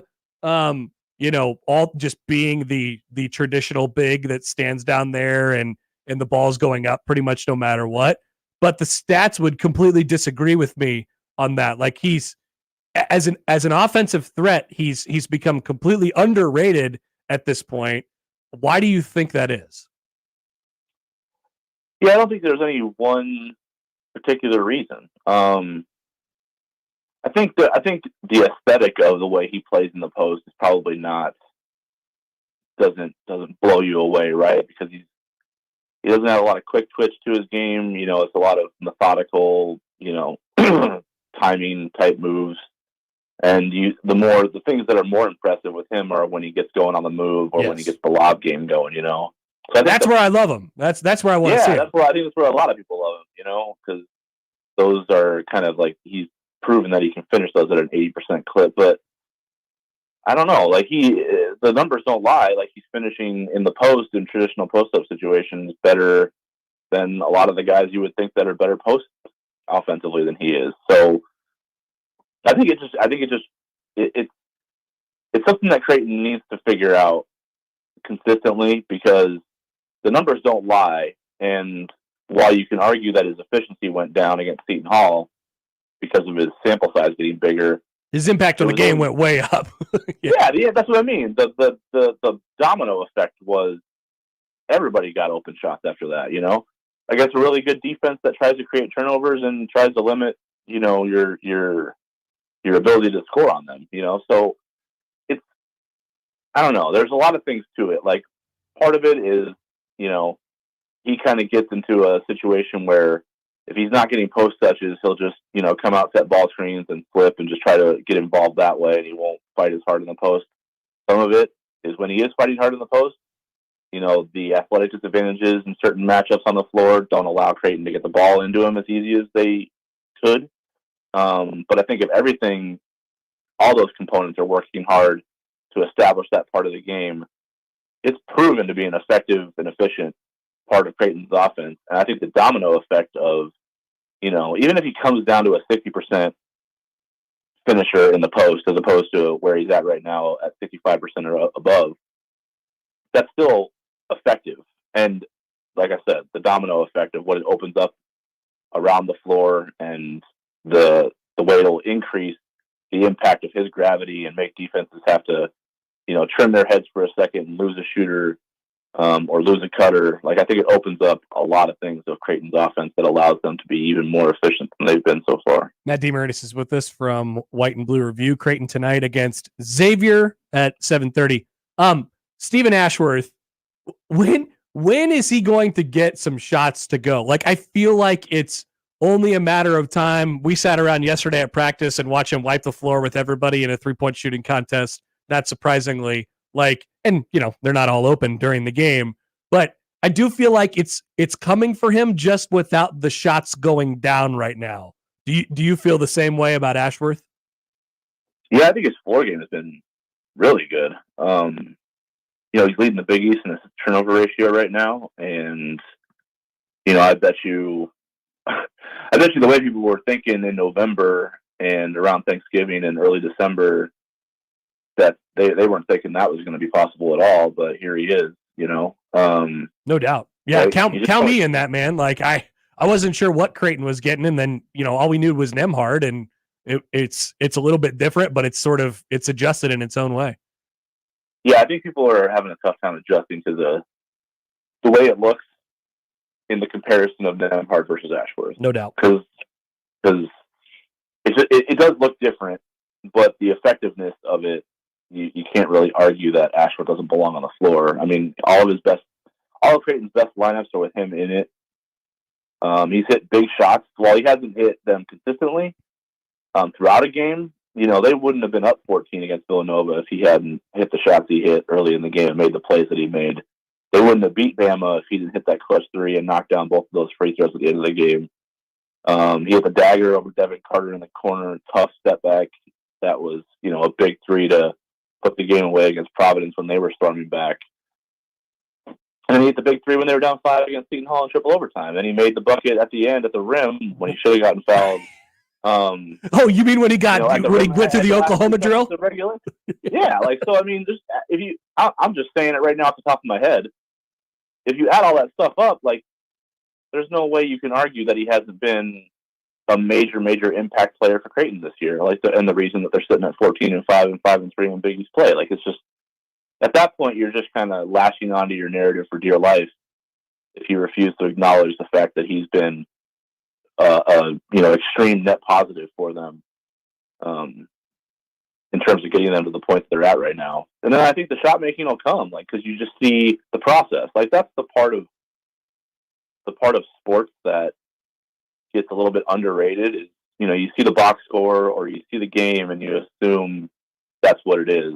And to a degree, it is at some point. The sample size becomes large enough that you can say it is what it is at a certain point.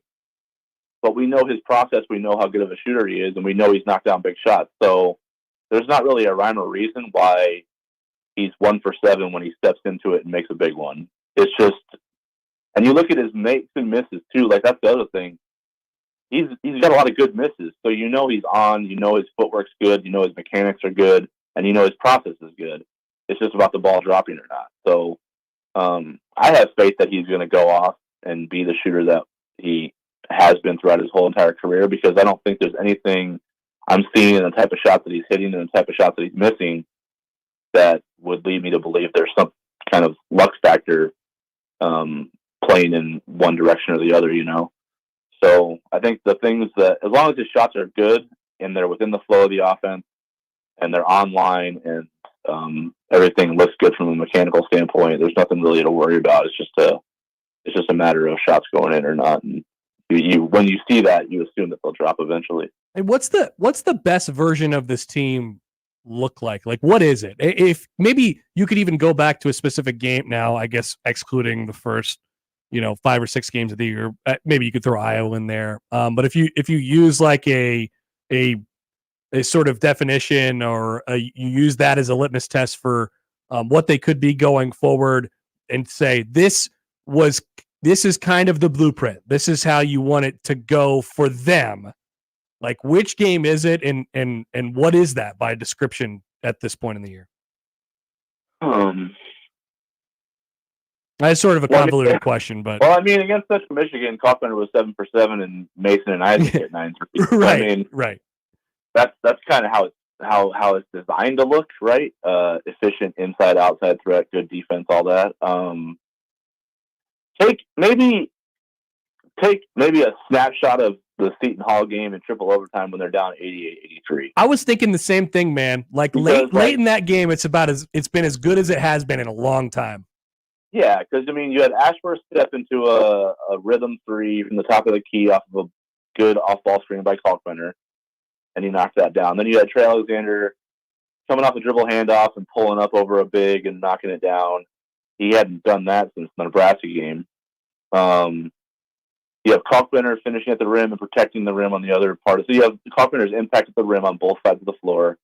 You're staying in front of ball handlers. Your vertical walls are good. You're making them take tough shots and make them over you, and you're knocking down your rhythm shots within the flow of the offense. I think take a snapshot of the Seton Hall game at 88-83 and the rest of that game, like the way they executed, the shots they got, the shots they forced the other team to take, that's probably what Creighton basketball is supposed to look like. Yeah, I was. That's where I was trying to sort of lead you to. Like, I felt like they did some of their best stuff in their most recent game, which is, it's a good thing to lead you into in this sort of lighter-ish portion of the schedule. 3 games at home in a row starting tonight against Xavier. Matt Demarinis, White and Blue Review. Matt, thank you for joining the show, my friend. We'll see you in a couple hours. Appreciate you, Connor. See you soon. That is Matt Demarinis. Catch his stuff, whiteandbluereview.com, in the post-game pod with Padilla. You want to talk about 2 like basketball freaks, sickos. Those 2 get together, it's explosive. Real sick. Yeah, it's real disgusting after the game. The Disgusting Brothers. The Disgusting Brothers. in the best way possible. Yeah, as a compliment. Because I'm a basketball sicko. That's why we're trying to welcome all the basketball sickos into the community here. That's why Jacob Bigelow will join us in just a couple minutes at 1 Jacob o'clock. had one the other day. I think it was the Josh Okogie again. No, it was. I think technically Chiefs Bills was over, but like He's right as the it was, Suns? yeah, I was like, come on, man, 50 million people just watch this football game, and you're like, oh, great perimeter defense. Like, shut up. No, keep doing. We need this for. It's an ecosystem, man. What a brand. Like, we need this to balance out. It's not a bit. Well, that guy's about that life. He sure is. All right, we'll come back. A couple more things. We can touch on Nebraska tonight as well before we get to Jacob Bigelow at 1 o'clock. To come up on the Connor Happer Show on 1620 The Zone. But a quick reminder, once again, Conference Championship weekend. I went undefeated in the divisional round last week in Pro Football Pick'em on 1620thezone.com. So you're all playing from behind at this point. Behind me and Josh, of course, and Josh Peterson as well, right? So join in 1620thezone.com because I'm not eligible for the $500. So unfortunately, I've petitioned everybody, but unfortunately, they have denied me my chance at $500. Join in, just tail my picks because I'm a genius for the Pro Football Pick'em at 1620thezone.com, and you can win $500 if you're the big time winner. That is on our website once again, 1620thezone.com. The Connor Happer Show. Follow us on Twitter @Happer Show for all the latest news and views. We may even say something interesting once in a while. Unlikely. Really, guys? Previously on The Crossover. If we're going to treat weather like sports, why don't we have gambling on the weather? Great idea. Why are our friends at FanDuel not setting an over-under on the temperature, and we're like weighted with bating breath all day if it's going to get up to over-under like on temperatures is a great idea. Plus 350 for an anytime snowstorm. A same-day parlay. Are we going to get both grapple and snow today? Mornings with Sharp and Hanley. The Connor Happer Show. Unsportsmanlike conduct. 6A to 6P. 1620. The Zone.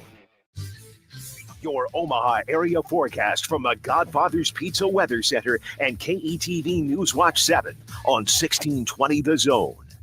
It's a chilly and damp Tuesday afternoon and evening with temperatures ranging in the mid-30s, melting some snow, giving way to some wet roadways. Some of us could see some wintry precipitation, but most of us clear through the afternoon and evening.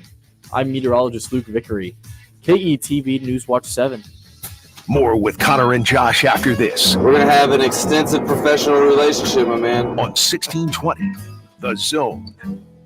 1620 The Zone is on location Friday, January 26th at American Cancer Society's Hope Lodge, Nebraska in support of the Creighton Pinkout Game, a free home away from home for cancer patients and caregivers. You can find details on 1620thezone.com and at cancer.org/pinkout. The Zone Hotline is powered by 42 Degrees. The Source. By your mom's house. Cards issued by Sutton Bank and Celtic Bank, members FDIC. Terms and conditions apply. Are you the decision maker in your company? Do you want more control over your business spending? Meet Ramp, the only corporate card and spend management platform designed to save you time and money. Ramp offers unlimited corporate cards with spend controls you can customize to stop wasteful spending before it happens.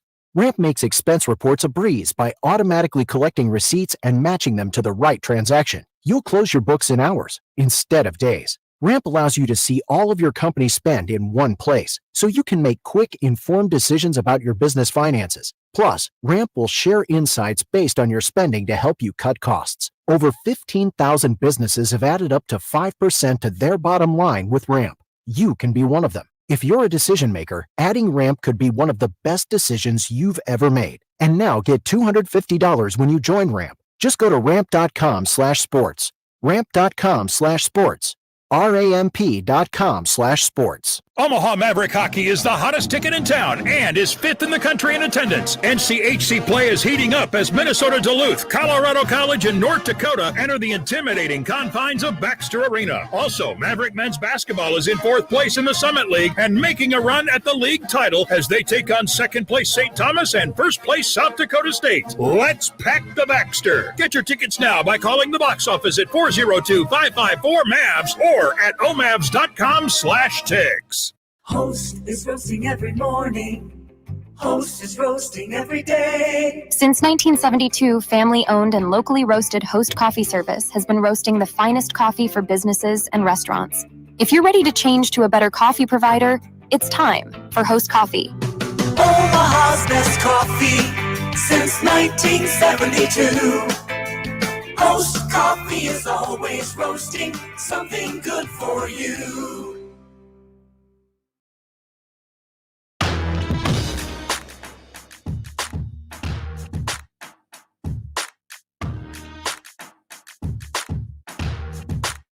All right, so Josh, I'm gonna pull you up here like Trev Albert's pulling out Scott Frost by his ear.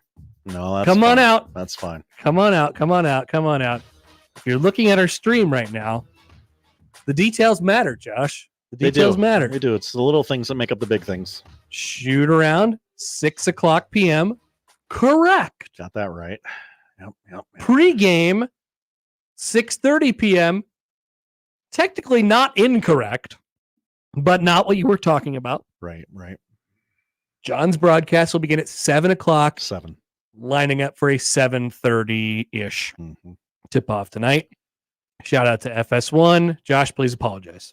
Look, I'm not going to make a bunch of excuses. I point the thumb. That one's on me. The game's moving too fast. Too many games, too many days.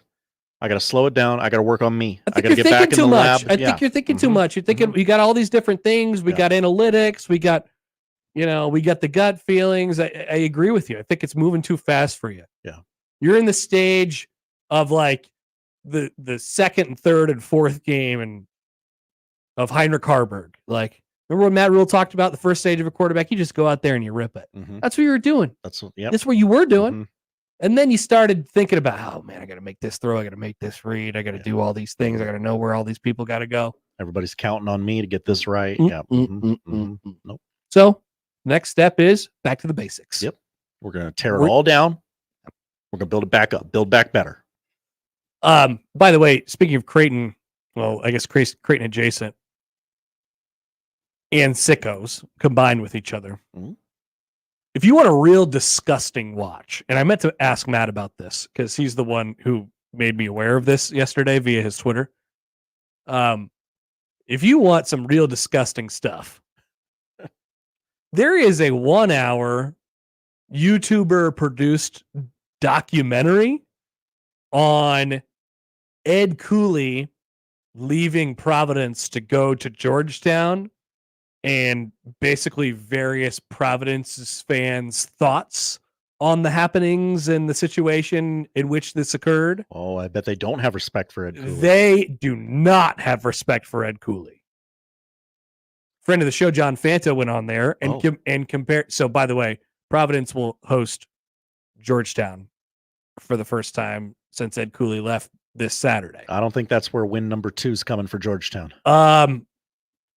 If it does, Providence will have to just disband. Fold the program. The whole city, actually. Mutt Cuts, gone. I got worms, gone. They're all gone. But if that happens, it's going to be real problematic for Providence because they've talked a lot here. Our friend John Fanta went on there and compared Ed Cooley's return on Saturday to Providence like LeBron coming back to Cleveland for the first time. Remember that? That was after he went to Miami. That was a moment. LeBron did not enjoy that. There were some things that were said that night. They hucked that battery at him. And then everything got a little bit better after that. And then he came back to Cleveland. And won him a title. And then he left again. And then he built a school. Yep. Things get smooth. Time heals all wounds. Sure. Not enough time has passed to heal this wound, my friend. Nope. So if you want a real disgusting watch, head to YouTube and type in, I believe it's called Divine Providence. It's an hour long. It's disgusting.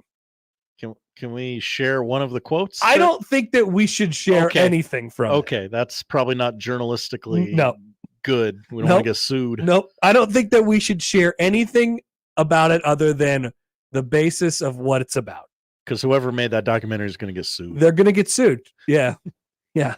It's pretty bad, bleep crazy. It said some wild things in there. None of it really,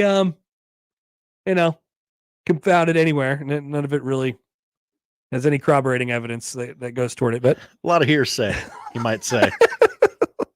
So Ed Cooley's going back to Providence this Saturday, and it will not be pretty. It will not be a show. Yeah, it'll be something. That's for sure.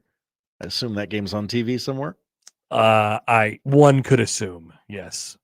My guess would be FS1 if I had to take a random stab in the dark, Josh. Big Fox. On display for everyone to see. Coaches versus cancer. Big Fox. Oh, man. And you throw in a good cause behind it. Actually, Jacob Bigelow sent me this story yesterday. We'll talk to him in a couple minutes. There's a story by Scott Docterman in The Athletic about Iowa basketball. And, what meets the eye with Iowa basketball? They are the same as they've always been. They're fine. They're pretty good. They're probably an NCAA tournament team. They might beat somebody during the year. Won't end up amounting to anything. They'll be an 8 or 9 seed in the NCAA tournament, and they'll lose in either their first or their second game. This is nature. This is the law. It's been happening for 14 straight years with Fran McCaffrey. And according to this story, fans have grown a bit apathetic. Oh, no. Toward Iowa basketball. Last Monday, is from Docterman, Fran McCaffrey won his 272nd game at Iowa, passing Tom Davis for the program record. Hey, congratulations. That's great. McCaffrey often speaks with reverence for the man most called Dr. Tom, interesting, who guided the Hawkeyes to 9 NCAA tournaments, 3 Sweet 16s, and Elite 8 appearance from 86 to 99. There are many parallels between their careers beyond number of wins. McCaffrey had led Iowa to 7 NCAA tournaments, would have been 8 in 2020. Both coached first-round draft picks and led some of the Big Ten's most successful programs during their tenures. But there are other parallels as well. There's a mix of extreme passion and apathy that often swings like a pendulum from one result to the next. It's not unusual, but Iowa's men's basketball success is wholly ambiguous. Quote, "There's not a fan base in the country that doesn't want more," Purdue coach Matt Painter said after sweeping the Hawkeyes this year. Well, that guy talks a lot. No matter what your record is or whatever, people want more from you, and that's okay because we're all competitive and we want more too. In this case, Fran McCaffrey has had many data points, 14 years worth of data. And it's not like they haven't been, they've had first round draft picks. They've had national players of the year. They've had really good, solid teams that get up and down on you, Big Ten title contending teams. And yet they've all ended in exactly the same way. Never getting to the Sweet 16. Never. Under Fran McCaffrey, getting to the Sweet 16. And the fans in Iowa City are just like, yeah. They talked to one of the boosters. His name is last name Benny. Longtime leader of the Des Moines County I Club.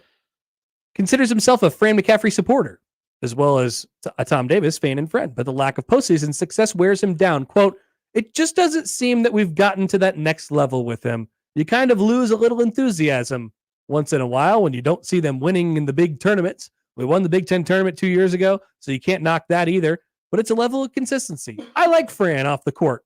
You can't ask for any better person than him. Their attendance has dropped. Their ticket sales have dropped. Their student involvement has dropped. And then, of course, there is the Fran factor, which if you're anti-Fran in general, you're probably like, well, I don't like when he yells and screams and goes FranCon 1 on people constantly, all the time. That is what I know him for. There's another point in your category, anti-Fran. So that story gets written, and I don't know, kind of has you believing that this may be an important year. There's also another thing that goes into this, and Dr. Mann touched on it just a little bit in the article. There is also the aforementioned, Josh, Caitlin Clark effect. I've heard of this. It turns out that regardless of whether or not she flopped, she didn't. She did. She is very good at basketball, and she has taken Iowa to program heights. They went to the national championship game. People forget. Last year. She is a transcendent superstar. People do not forget that. In the sport and outside of the sport. And people see that and they're like, that's a lot cooler. I'm going to go watch that instead. That's the hot ticket. Uh-huh. Sure. Mm-hmm. And this is all thrown into a big cauldron, and it's spun around a little bit, and it has resulted in people, when you go to an Iowa fan and you say, Fran McCaffrey, they say, I don't know. Sure. So are you going to run it back with him one more year? Yeah, sure. You going to fire him? Yeah, sure. It's a bad spot to be in, but it's also a good spot to be in at the same time. Is Caitlin Clark killing Iowa basketball? Yeah. You could make that argument, Josh. I wouldn't.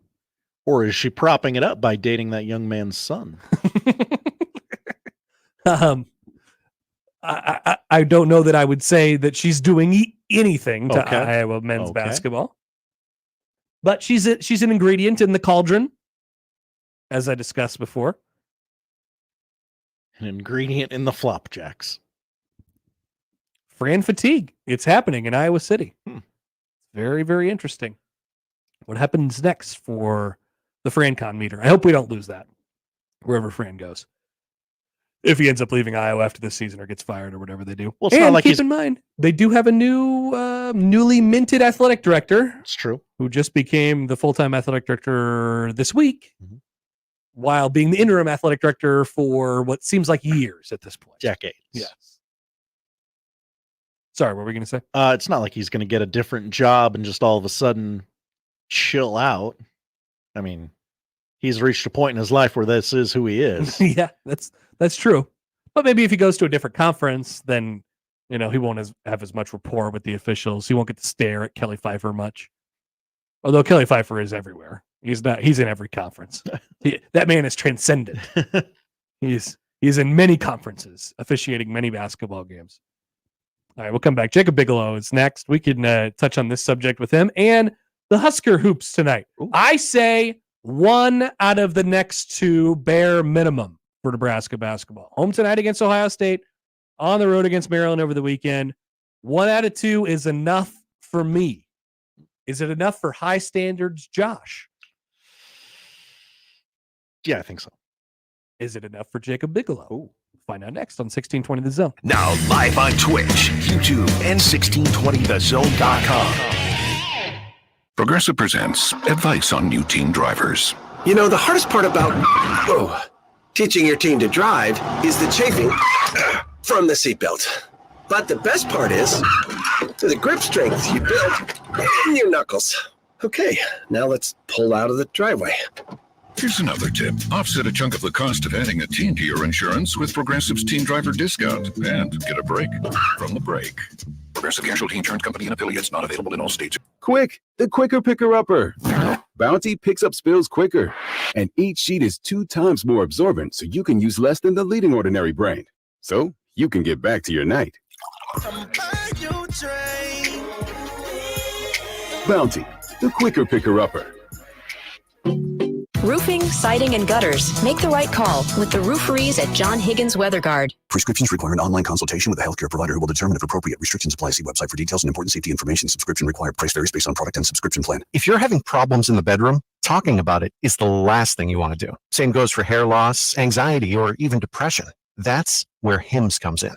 Through HIMS, you don't have to talk about it. You can do something about it. Just go to hims.com/start, where you can find a variety of potential solutions for the problems men face every day and save up to 95% on generic alternatives. The entire process is 100% online, making it incredibly simple, straightforward, and above all, private. If prescribed, treatments made using clinically proven ingredients are shipped directly to your door in low-key packaging. So if you're experiencing ED, hair loss, anxiety, or problems with your general health, you don't have to go to the doctor, the pharmacy, or spend all day talking about it. Just go to hims.com/start and do something about it. Get started today at hims.com/start. That's HIMS.com/START.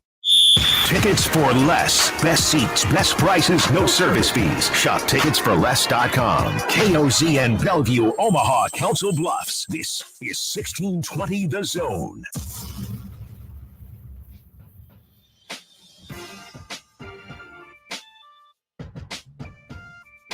All right, turn that camera on, Josh. I got a visual aid here. Ooh, we got wow. props. Wow, props. All right, so the carrot top of local radio. Shut up. All I'm missing is the hair. Shout out to emailer Doug, who just dropped these off for us. So we have from the original vault.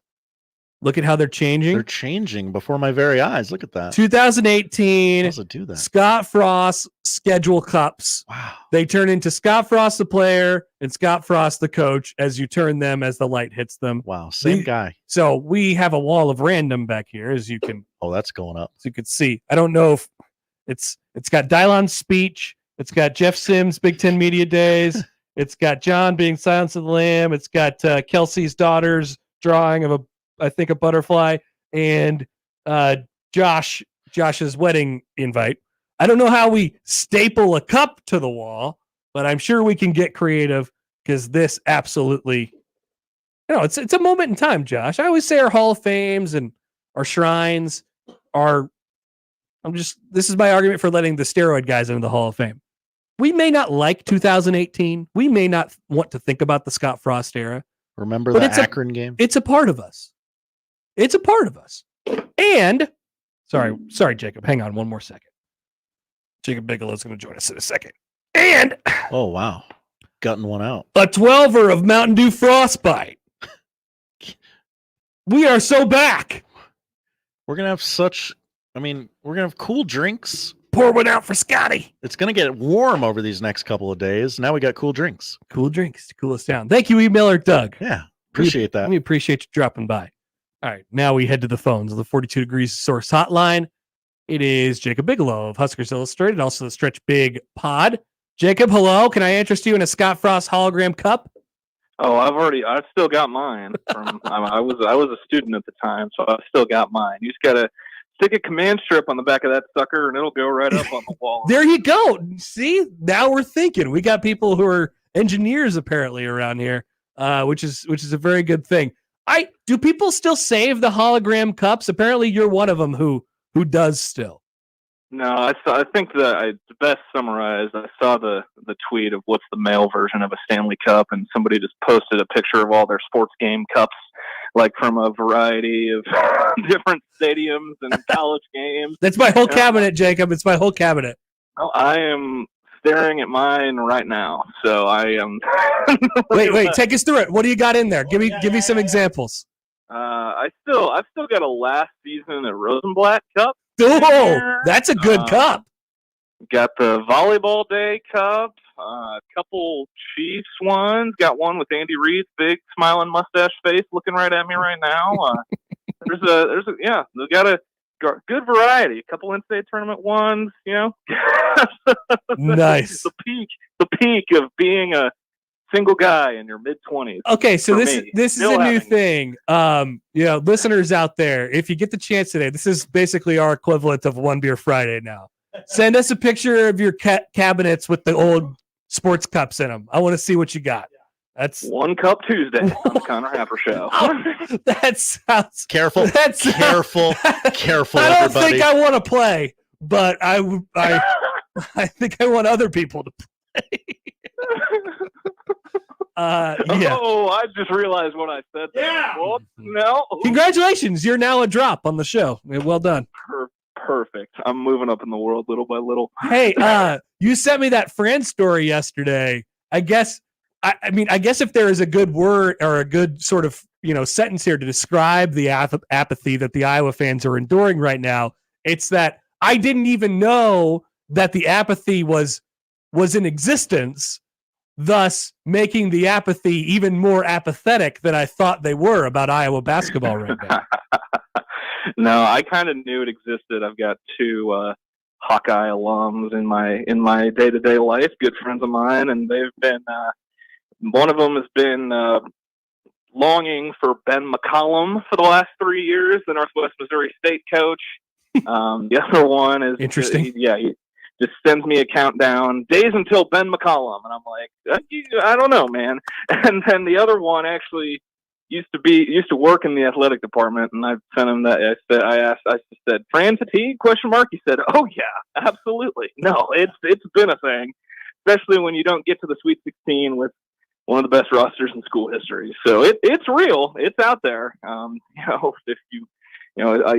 realized reading that piece, he's been at Iowa as long as Mac's been at Creighton, which is kind of wild to think about. I'm like, it feels longer, to be honest with you. For Fran? It feels longer for Fran for me, but I don't know if I can put a figure on why, but that's how I feel. Because almost every memory of Iowa basketball, like especially when it comes to like the Nebraska perspective, it's the same. Is the Fran con? It's Fran getting triggered and people ribbing him, and that's just feel like if you ask any Husker basketball fan, first thing Iowa basketball, they say Fran pissed. Like word association of some sort. Yeah, there's all these guarantees that you could just deal with every single year when it comes to Iowa basketball. Fran's going to get kicked out of a game or get a bunch of technicals or something like that. He's going to get really mad at the very least. They're going to have at least one really good player, like all Big Ten caliber player, if not all American type of player. And they're going to lose before they get to the Sweet 16. Those are pretty much the absolute truths with Iowa basketball. Yeah, I mean, to think about the run they had of Garza, the Murray brothers, Jordan Bohannon being in college for 12 years, and to not get a Sweet 16 out of that run, I can definitely see where a little bit of apathy would set in Iowa City. No doubt. Let's get to Nebraska tonight. They host Ohio State. A little early tip, little peacock going on tonight. Jack Collinsworth back in town. I didn't know how many networks you're allowed to work for, but I guess Robbie Hemmel broke that. And we got Stephen Bardo tonight. He's on the Peacock broadcast.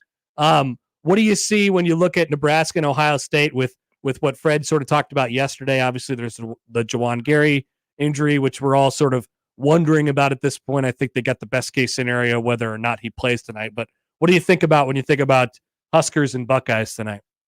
Backcourt defense, man. I mean, Ohio State, they got some really quick, twitchy guards and Roddy Gale and Bruce Thornton, and then old friend Jamison Battle, who's been a Husker killer, but in Minnesota, he was a sneaky good get out of the portal for Holtman, and he's been playing possibly the best basketball of his career so far for Ohio State. And I listened to Holtman a little bit yesterday, and he kind of sounded like Fred last week, talking about the importance of a quick start and a good start, and having to fight and all that. But I mean, that's just coaches this time of year, I guess. But I think it'll be interesting to see how Ohio State defends Rienk Mast with Zed Key.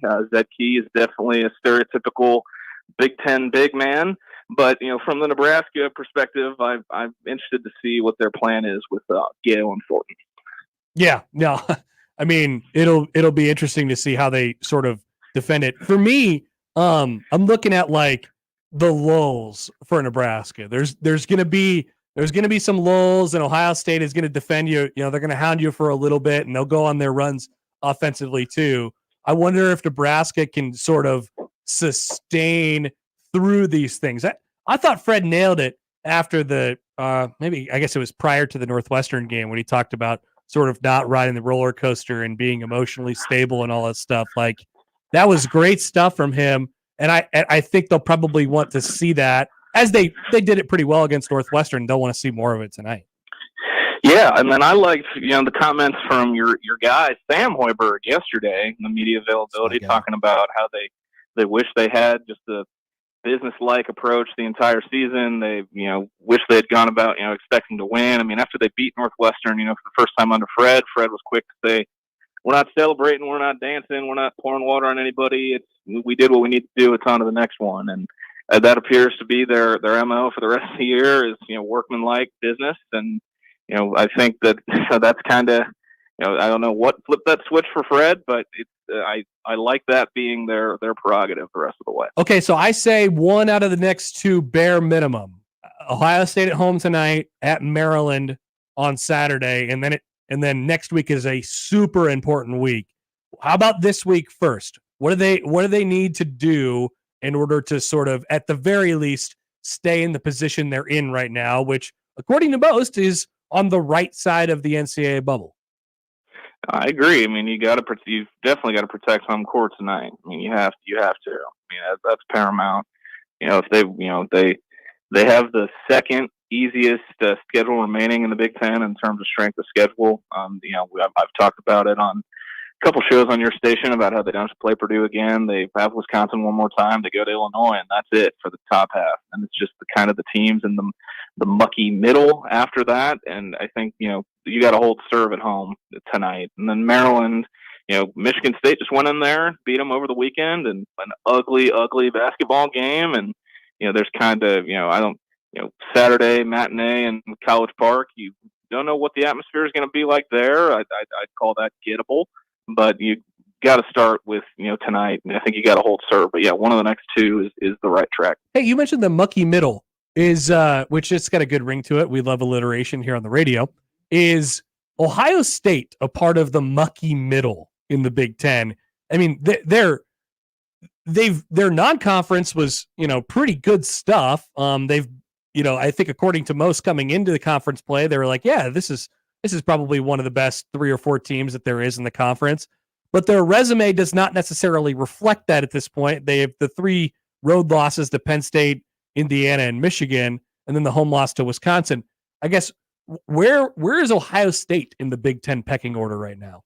They're kind of on the lower side of the muck middle, I'd say. But I mean, I thought they were toward the top half coming into league play too. I really like their team, and I really like Holtman. I know some Ohio State people wouldn't agree with me, but I think he's a really good coach, and they think they did the right things with their roster construction. But yeah, they got 2 pretty bad. Blew a 17-point lead to Penn State and lost to Michigan on Fab 5 reunion day, I guess. But I mean, those are 2 losses that definitely stand out. But I mean, I think if they win enough, going forward, and they could still hear their name called. But if I remember right, they got one of the tougher schedules left in the league. Yeah, and they've already taken a couple lumps there. One game, Purdue, Wisconsin. Who do you got? Where's the game? Let's say it's in, I guess for the sake of the exercise, let's say it's neutral. I still lean Purdue, but I think it could be pretty high scoring, and that would be fun to watch. I think we got the first regular season matchup between them coming up within the next couple weeks. Yeah, it's next Sunday, not this Sunday, next Sunday. Gotcha. And I think it's in Madison, if I remember right. It is in Madison. Yeah, and I forget if that's a single play or a double play, but it is a double play, and they play on the final day of the regular season at Mackey. Oh yeah, I'm sure there won't be a shortage of juice in there. Holy cow! That might be for the whole thing, man. That might be for the whole kit and caboodle. It could be. No, that'd be electric. But right now, I lean Purdue by like 4. I mean, I think it'd be pretty close. But I mean, those pieces on both teams going at each other, I'm looking forward to that a lot. It'll be really fun. Where would you drop in the tier line of the top, and then let's just say there's 3, right? You have the top, the middle, and the bottom in the Big Ten. Where would you drop that first tier line after, what's your pecking order? Purdue, Wisconsin tier line. Illinois, and then everybody else, or is there another one? Well, Illinois is kind of in the second tier on their own. To be Okay. honest, it might have to be 4 tiers. I think they, we'll see. They ease back in with the Shannon situation. They played pretty well without him too. So I mean, right now I think Purdue, Wisconsin tier, Illinois tier, and then the Nebraska and Northwestern, Michigan State, and the Maryland, I guess, and then the bottom is still Penn State and Michigan, and it's kind of Rutgers, yes, yep, those 3 for sure playing on Wednesday in Minnesota, and then it's a kind of a race to see who's the 4th in the bottom 4. Hey, what would you like to see happen with the DePaul job? I would contribute whatever money is necessary for them to hire Will Wade. I would just to watch the sideshow, or like what? I would donate to the NIL collective. I'd help pay the show cause, whatever they need. College basketball needs characters, and if you added Will Wade to the Rogues Gallery of Big Ten coaches, I mean, it would be one of the better shows in the country. I mean, him coaching against Patino, him coaching against Danny Hurley. I mean, that's theater. That is top tier theater, and he'd get DePaul right, man. I would, it's definitely the risky choice, and we hear more about DePaul, and it sounds like they got to get some stuff in order. But I would contribute whatever necessary for Will Wade to be the next head coach in Chicago. Yeah, you know what? Like it's very clear that there's some systemic things there, and so it needs to be outside the box, and that's pretty outside the box depending on what how much of your soul you're willing to sell. So I don't disagree. Yeah, no, absolutely. I mean, McNeese State, they're gonna win a game in the tournament.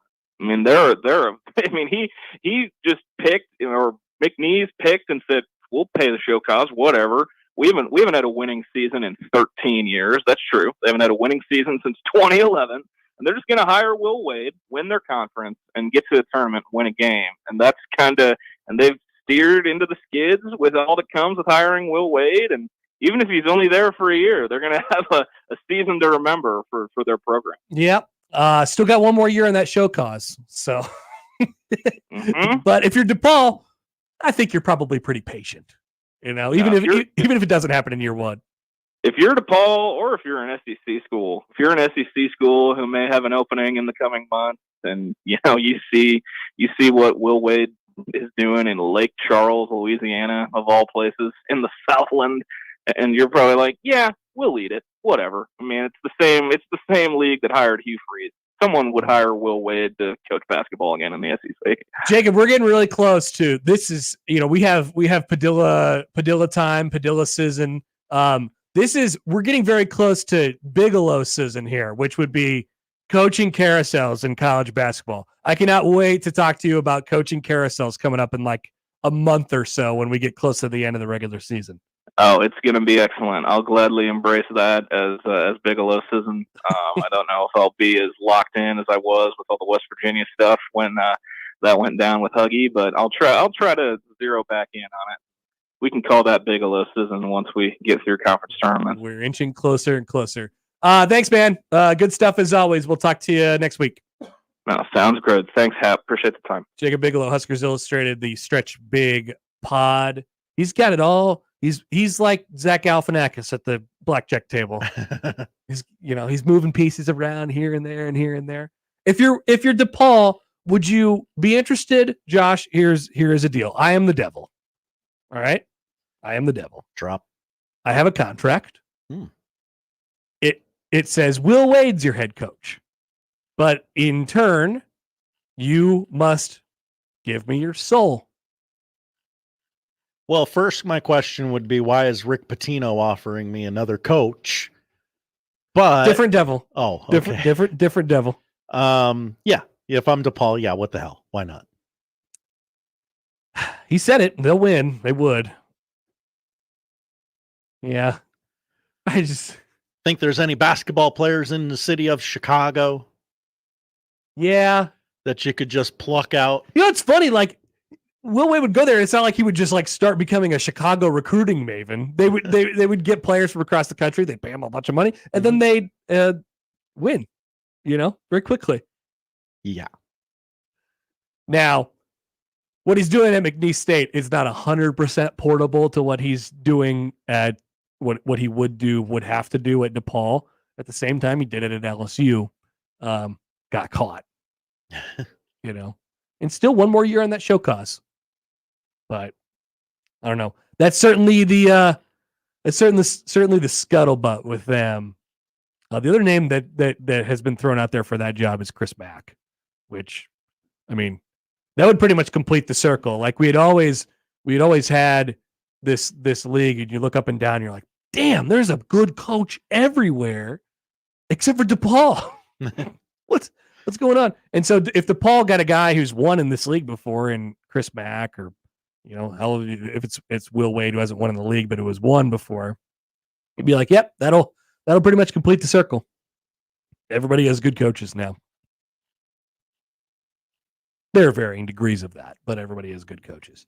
All right, we will come back. The Hall of Fame announcement is set for this afternoon. Ooh. Time for baseball nerds like us to do their thing and be baseball nerds. Next on 1620 The Zone. Live from the Host Coffee Studio, this is 1620 The Zone. Many people go back to the dealership out of habit or because they think the dealer is the only one who knows how to fix their car. At Omaha Car Care, we offer a better option.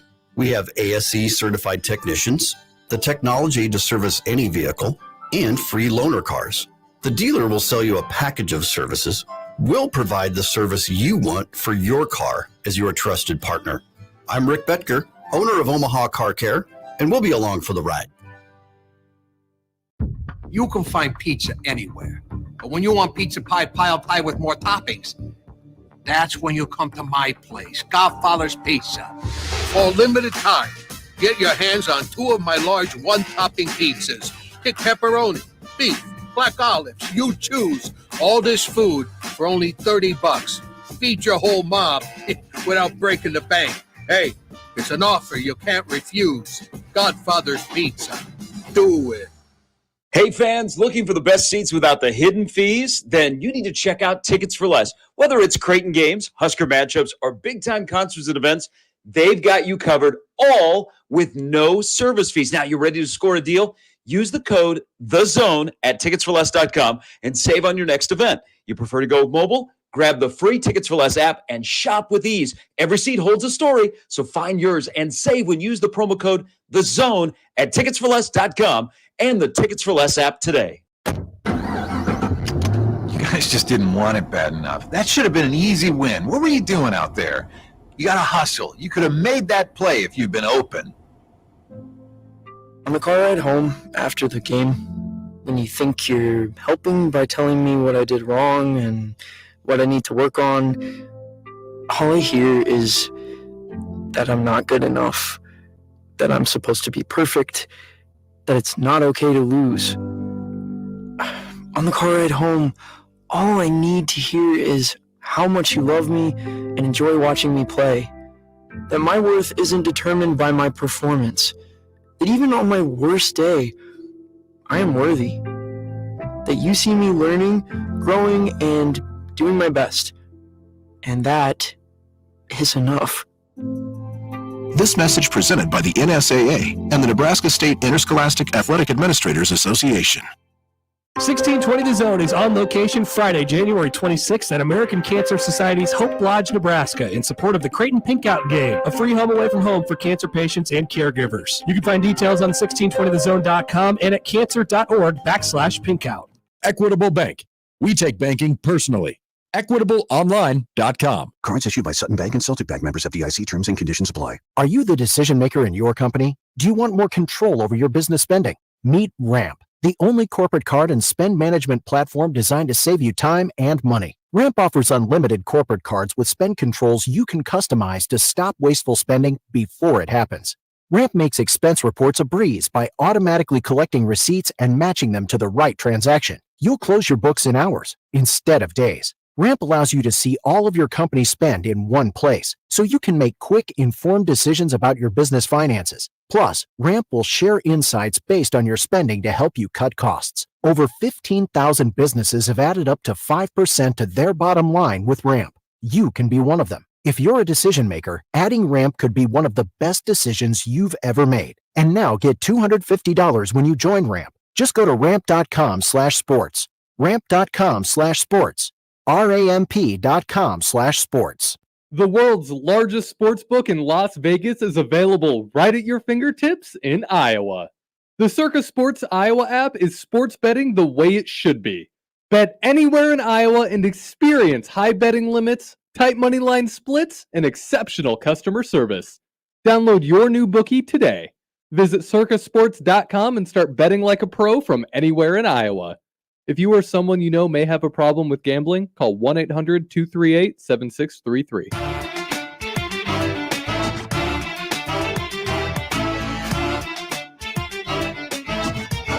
All right, a couple things here first.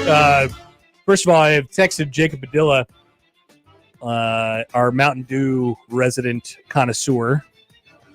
Expert, if you will. I texted a picture of the Frostbite Mountain Dew that Doug brought us. And then I just said, thoughts? ? And he said the following. Not one in my rotation, though I don't think it's terrible or anything. Okay. I'm going to bring him one tonight. I'm going to shove one in my backpack and say, drink this. And see how he responds. Also, we have a bit of a fun little thing going on the Twitter. Go find the Twitter account at Happer Show. Josh has a APB out to the fellas. He says fellas, as if this isn't for the women either. And we've had several women respond. Interesting disrespect of women yet again. Let's see those collections. We know you've got them. Open the cabinets and let us see your big stadium cups from over the years. Let me see your cups, Josh says to all, one and all. We've got some good responses so far. How about this one from Channel 3 Sean? This very, very worn down Phoenix Suns cup. They're better when they're worn down. Extremely worn down Phoenix Suns cup. And how many times has that been through the dishwasher? more than 2,000. And also a Big 12 Nebraska basketball cup, which seems to be holographic. Phillips 66. Don't see a sponsor on there. I do see Mountain Dew though. Oh, hello. Elsewhere, we have looks like a a cocktail glass, or maybe just a giant shot glass. Go Big Red, 1970, 1971 national champs, football territory. Okay, so that's one. And let's see here. A 100 years of Memorial Stadium. That's a new one. Classic. But I hope I'm pronouncing this right. Cena says that she was literally drinking out of this cup while listening to while reading the tweet. So she felt like it was appropriate to send that in. Very. And we got one from Dave, who had the Tom Osborne Stadium Cup. And what I could see from it says leader. Now, is this when he was the AD? I assume this is when he was the AD. I believe that's actually a cup celebrating the Legends and Leaders divisions. I was hoping that it was, Josh. I was trying to find a path to it being that, but it doesn't appear as if it is. Rats. This is in honor of Doug bringing us our holographic Scott Frost cups, which is very, very nice. Extremely fun. Elsewhere, today in about an hour and a half, the Baseball Hall of Fame class will be announced. Does anybody care about this? I don't care. This segment's for me. You guys get all the rest of the segments. This one's for me. So I love the game that we played with Gary earlier. It's just like reflexive, right? Hall of Famer, yes or no? But let me take it a step further. Adrian Beltre, first ballot Hall of Famer, yes or no? I wouldn't have thought so. See, this is where people start overthinking it. When you start caring about which ballot you get in on, and this is my complaint at the back end of it too. So, like it or not, Adrian Beltre will go in on the first ballot. Almost, I mean, he's going to have a very high percentage. It's going to be above 95%, pretty comfortably, for Adrian Beltre to get into the Hall of Fame on his first try. Todd Helton will go into the Hall of Fame today. Joe Mauer will go in today on his first try, although with less of a percentage. And it will be very close for Billy Wagner on his 9th ballot, who has been gradually going up and up and up. I hate when they do this. This is all the baseball writers gatekeeping the thing.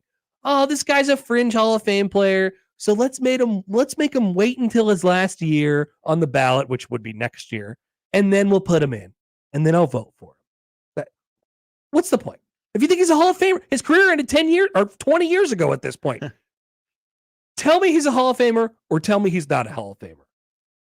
Don't let the man wait in the wind. Like, is there a better way to do that process where, I mean, maybe you could only vote for the guy one time or like whatever it might be. I don't know. Yeah. Maybe you make it so you can only vote for the guy one time. You're like, all right, we're going to know definitively if he's in the one time on the ballot or he only shows up on the ballot one time or whatever it might be. It's a very convoluted process. There's almost 400 ballots that go in for this, baseball writers. You need about little under 300 in order to get to the 75% needed to get into the Hall of Fame. But here we will honor the players who are on the Hall of Fame ballot and will no longer be on the Hall of Fame ballot after this year, an ode to their careers. And we're getting into the real wheelhouse of Josh Odson and Connor Happer growing up watching baseball right now, of guys that are going to show up on ballots and then disappear from ballots.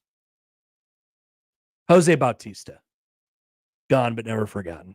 What a bat flip. Hall of Fame bat flip. One of the greatest playoff moments, I don't know, of all time, like non-World Series edition of all time. Yeah. Really, truly awesome. Bartolo Colon. Now, let me throw in this note on Bartolo Colon. Bartolo Colon has received a vote.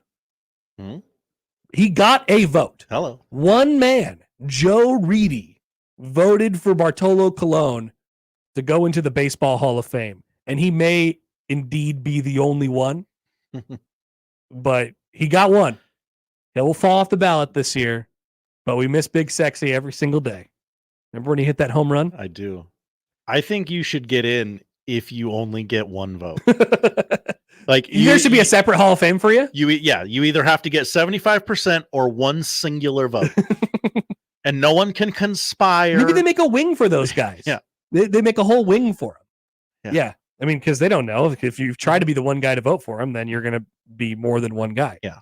So Bartolo Colon hit that home run off of one of my favorite baseball players of all time, James Shields, who was on the ballot for the first time this year and will fall off. No known voters at this moment for James Shields. Sad. Who is responsible for me loving baseball again.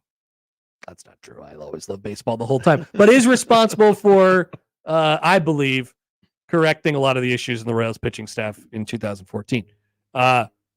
Adrian Gonzalez will fall off the ballot this year. Matt Holliday will fall off the ballot this year. Victor Martinez will fall off the ballot this year.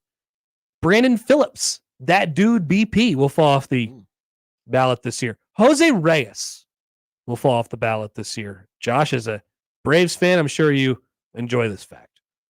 James Shields, Chase Utley. David Wright will do enough to remain on the ballot, it appears. Oh, okay. David Wright will do enough to remain on the ballot. You need 5% to remain on the ballot. And it appears that David Wright will get year number 2 on the ballot, as this was his first year. And there's your Hall of Fame preview. We're gonna have 3, and we might get a 4th with Billy Wagner. And then we'll get to discuss Billy Wagner's Hall of Fame candidacy today after the after the announcement comes out. Hell yeah. Closers shouldn't get into the Hall of Fame. In my day. Who's on the can you give me a second here? I wonder who's on the first ballot for next year. We already know Ichiro. Yeah. 20 Ichiro's your headliner, your main event, your guy everybody's coming out to Cooperstown to see. Future Who's coming with him? 2025 eligibles. Who's coming with him? You ready? I'm ready. This is guy's name and dudes like to the extreme. Melky Cabrera. Oh. David Freese. Please don't vote for David Freese. No, don't do for that. God's sakes. Carlos Gomez. Carlos Gonzalez. Remember Cargo? Remember Rocktober? Curtis Granderson. Felix Hernandez. That might be a guy. Edwin Jackson. Adam Jones. Ian Kinsler. Francisco Liriano. Russell Martin. Brian McCann. Kendrys Morales. I'd vote for Kendrys Morales.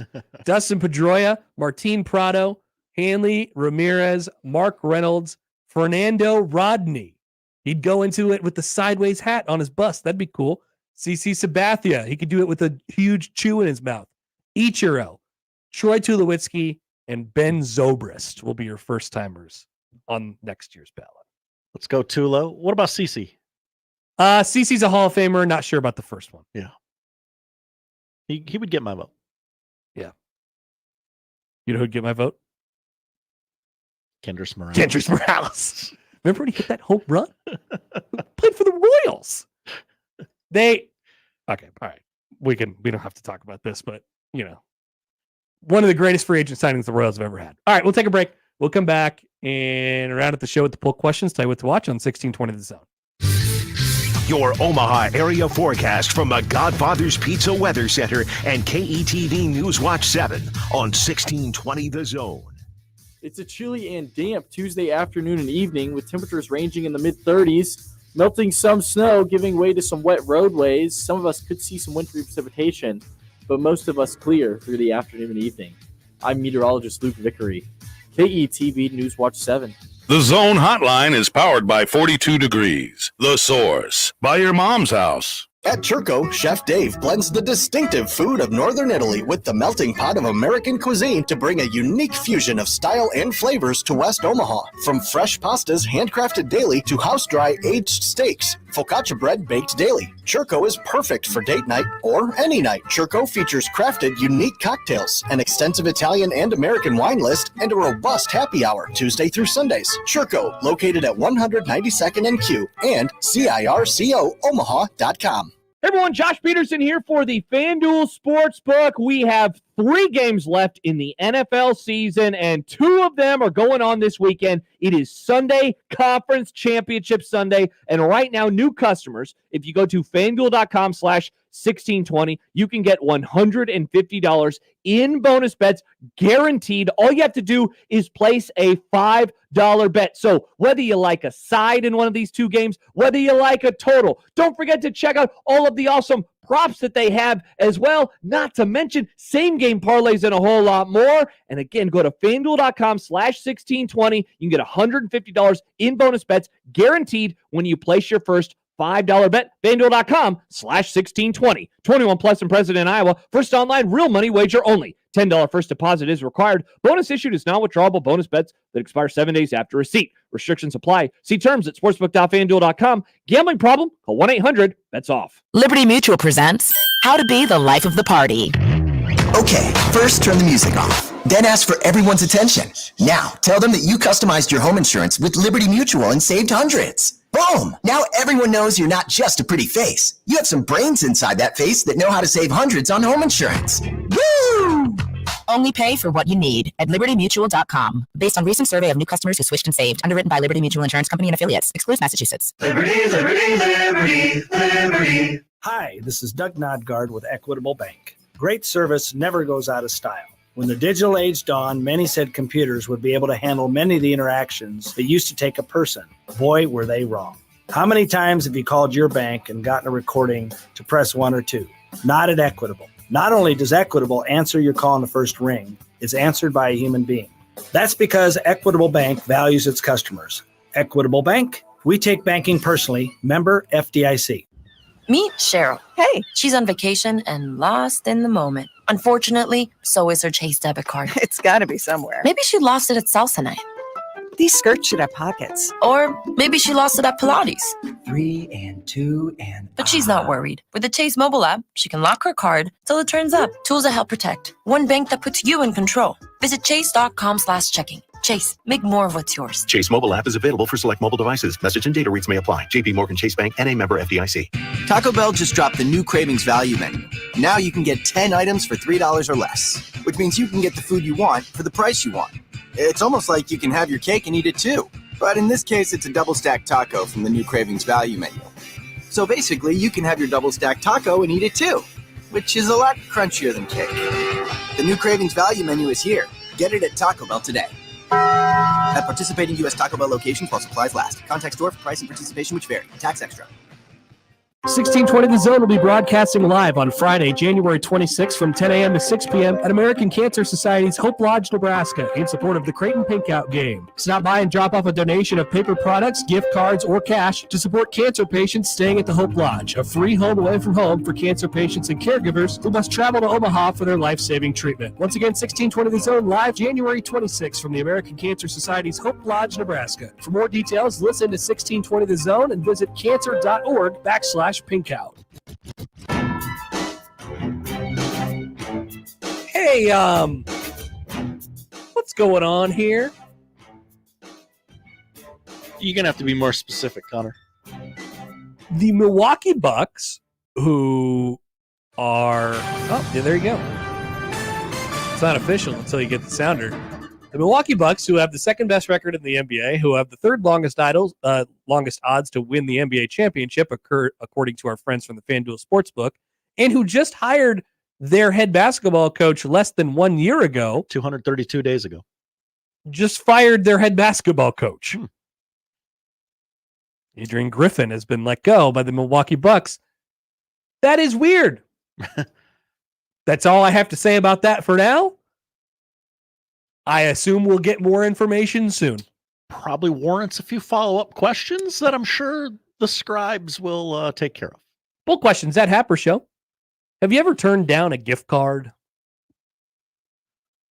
I haven't. No. Even though I know. 81% say no.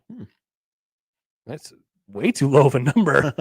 I can quite positively answer that with no. I don't even know how to turn down a gift card. Why would you? It's free money. I'm just not going to use this. Are you surprised that the president of PETA is named Ingrid? No. Sorry. No.